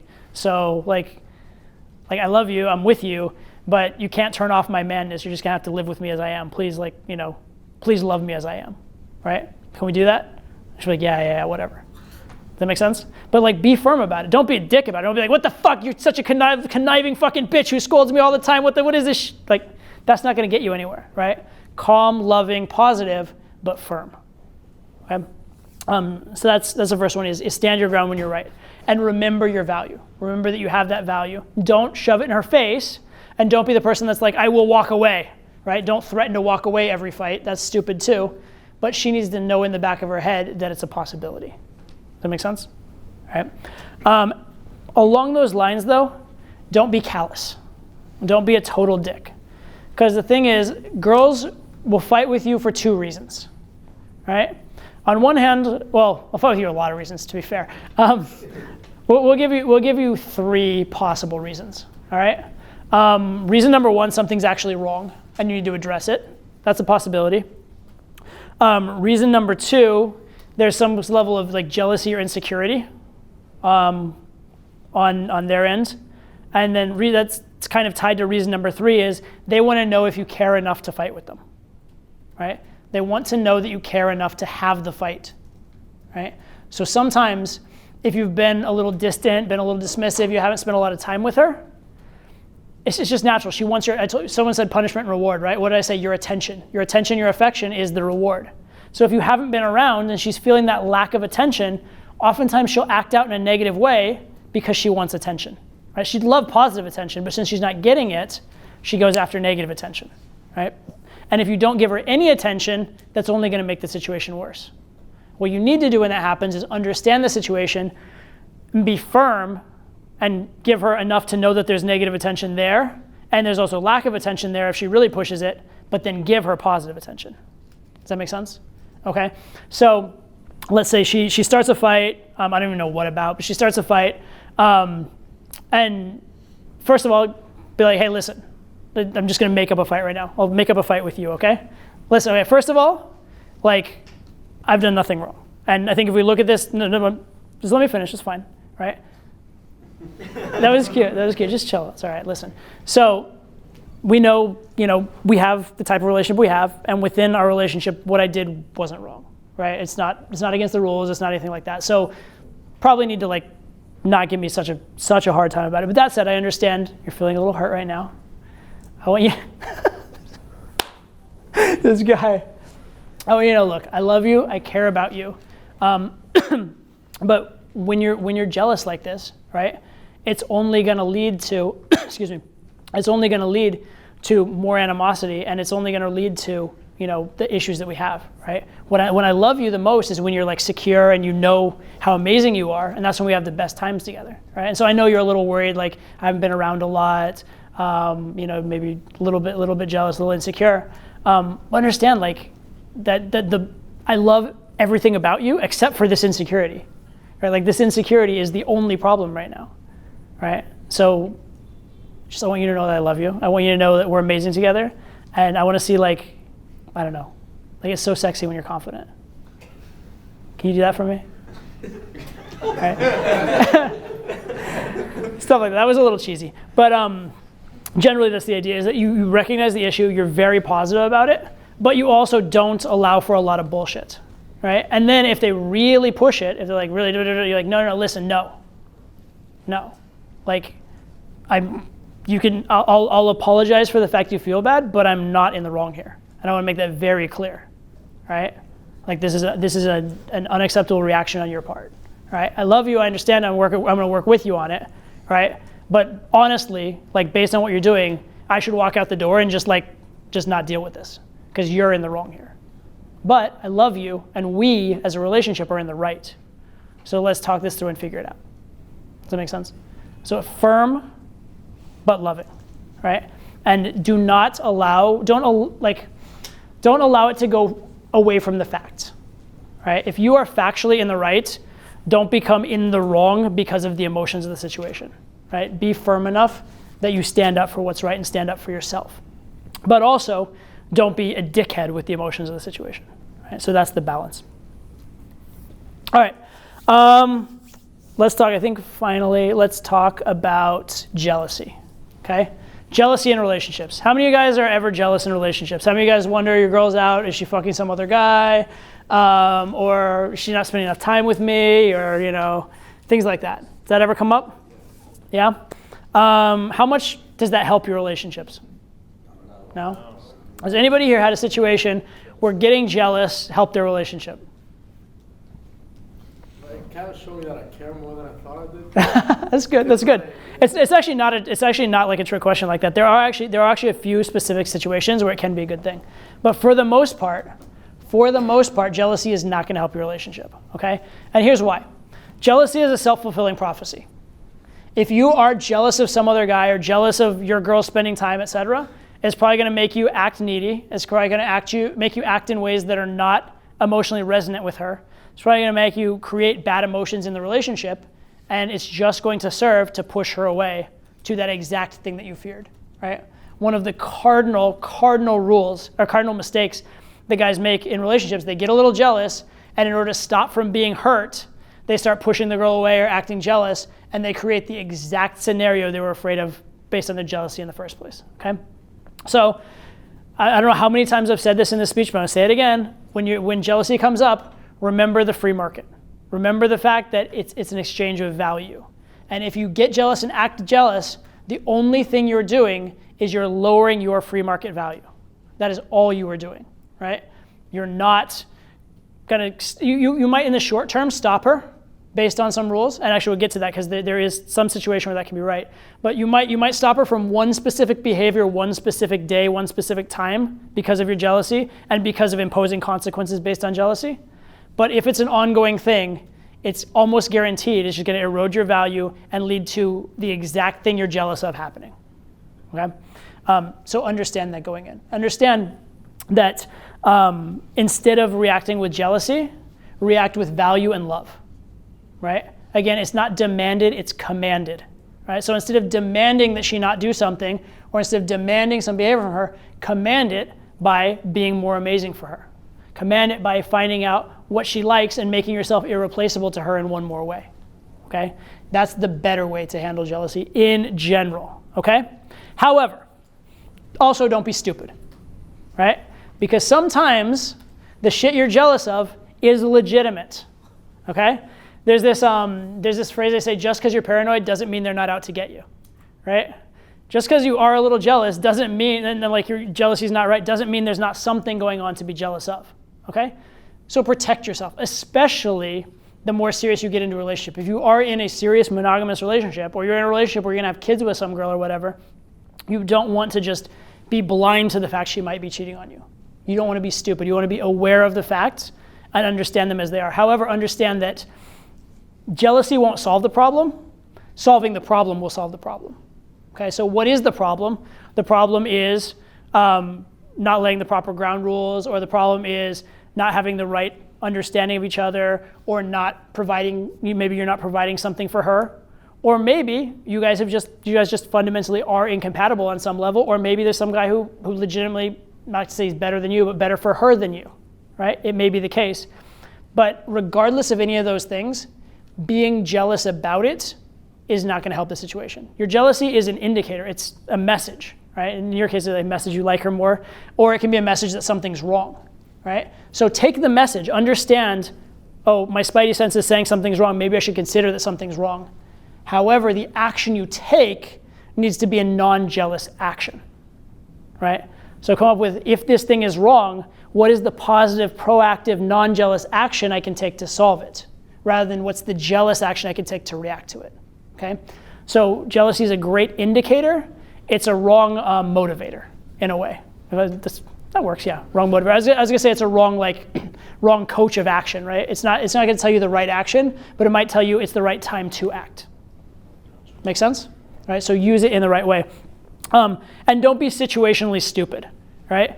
I said that being jealous and putting down rules can actually save a particular circumstance, even if it lowers your value. Sometimes that's the right thing, okay? I'll tell you a story of one of the most painful nights of my entire life. So I was in college, and it was my first serious girlfriend I ever had. We were not exclusive, but we were pretty serious. And basically, we just become a lot closer. I don't want to go into all the details, but we basically just become a lot closer. We're getting pretty intimate. And then this one particular day/night at my school, there was this big, huge festival where people just party all day long, right? They party from 2 p.m. to all through the night. And so during the afternoon, I had been at my work study job and I couldn't go party yet. And so my girlfriend was out with, or my girl that I was seeing, whatever, was out with her friends, and they happened to meet some of the performers. They were extreme games type athletes, and then musicians, professional high level rock star type musicians. They'd been hanging out with some of the performers, and had been flirting with them and that kind of stuff, right? And so they're doing that throughout the day. I didn't meet up. She actually came and met me at my work study and took some time out of the party because she loved me that much.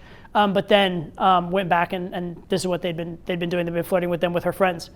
So anyway, I met up with them out at a party later, and we're together, and then the party got broken up. We got separated. She'd already been drinking most of the day. She had basically been essentially almost passed out, and then woken up and drank some more and was out partying. And then the party we were at got broken up. Ended up losing track of her, and then I ended up catching up with her later in the night at a different party, and then she was with one of these dudes that was this celebrity-ish, very high-value guy type of guy, right? She's also been drinking all day. Guy has massive social proof, etc. And so I, as a apprentice pickup person, didn't want to be needy. Also, we didn't technically have an exclusive relationship, so I didn't want to be that guy or whatever. Long story short, in that particular situation, I should have been a bit jealous because there was a very good reason, a very strong good reason. And also, she wasn't at her normal capacity, those kind of things, right? So I should have stepped in, and even if it was awkward, even if it created a fight, that was a time when I needed to put my foot down and be hey, look, we mean more than this, et cetera, et cetera. And I guarantee you, I could have stopped that shit from happening. I didn't. She went home with him. It sucked, et cetera, okay? So in that case, jealousy was not the right action for a value, but it would have led to the right action for the situation. Okay, so don't always think in terms of I have to maintain my value. Don't be situationally stupid either. Understand when there is a real threat, and understand when a relationship is worth fighting for, even if it means a temporary loss. Okay, so don't be stupid either. All right, so some final thoughts, and I'll take one more round of questions. First final thought is, what are relationships for? They should be to make you happy. You shouldn't get into a relationship in order to prove that you can have this type of relationship for your ego. You shouldn't get into a relationship because the girl you're with has a certain resume, right? You shouldn't get into a relationship because she's a calendar girl or because she's a doctor or whatever, right? You should get into a relationship because the relationship itself with you, with that girl, in the terms that you have with her, makes you happy, makes your life better. That's the fundamental thing, okay? The relationship, I don't want to say the relationship matters more than the girl, but the relationship has to be in and of itself making you happy in the real world, not just as some theoretical construct, right? Does that make sense to everybody? Everybody gets that? Okay, cool. Second thing, as a final thought, each and every one of you, I encourage you, I gave you that list of qualities you're looking for in a girl. Define what you want in terms of a girl. Also define what you want in terms of a relationship. What is it you really want? Because next girl you meet, If you know what you really want, from the first moment, you're going to be congruent with that, and you're going to be creating that relationship. If you don't know what you really want, from the first moment, you're going to be creating something different, and then we talked about it's hard to go backwards.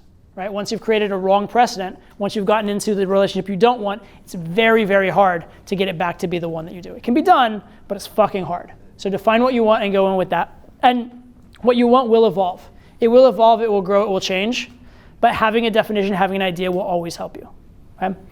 And then you want to learn, grow, redefine what you want, and be open to these new possibilities. Okay? So hopefully you guys have learned a lot from that, both in terms of how to manage relationships and how to do all these special cases. And hopefully you guys can take this to your female relationships, but also your relationships with friends in business, because a lot of the same principles, the negotiation, the free market, offering value, and commanding rather than demanding is going to be a universal that's going to help you in everything in life. So with that said, thank you guys so much. I appreciate it.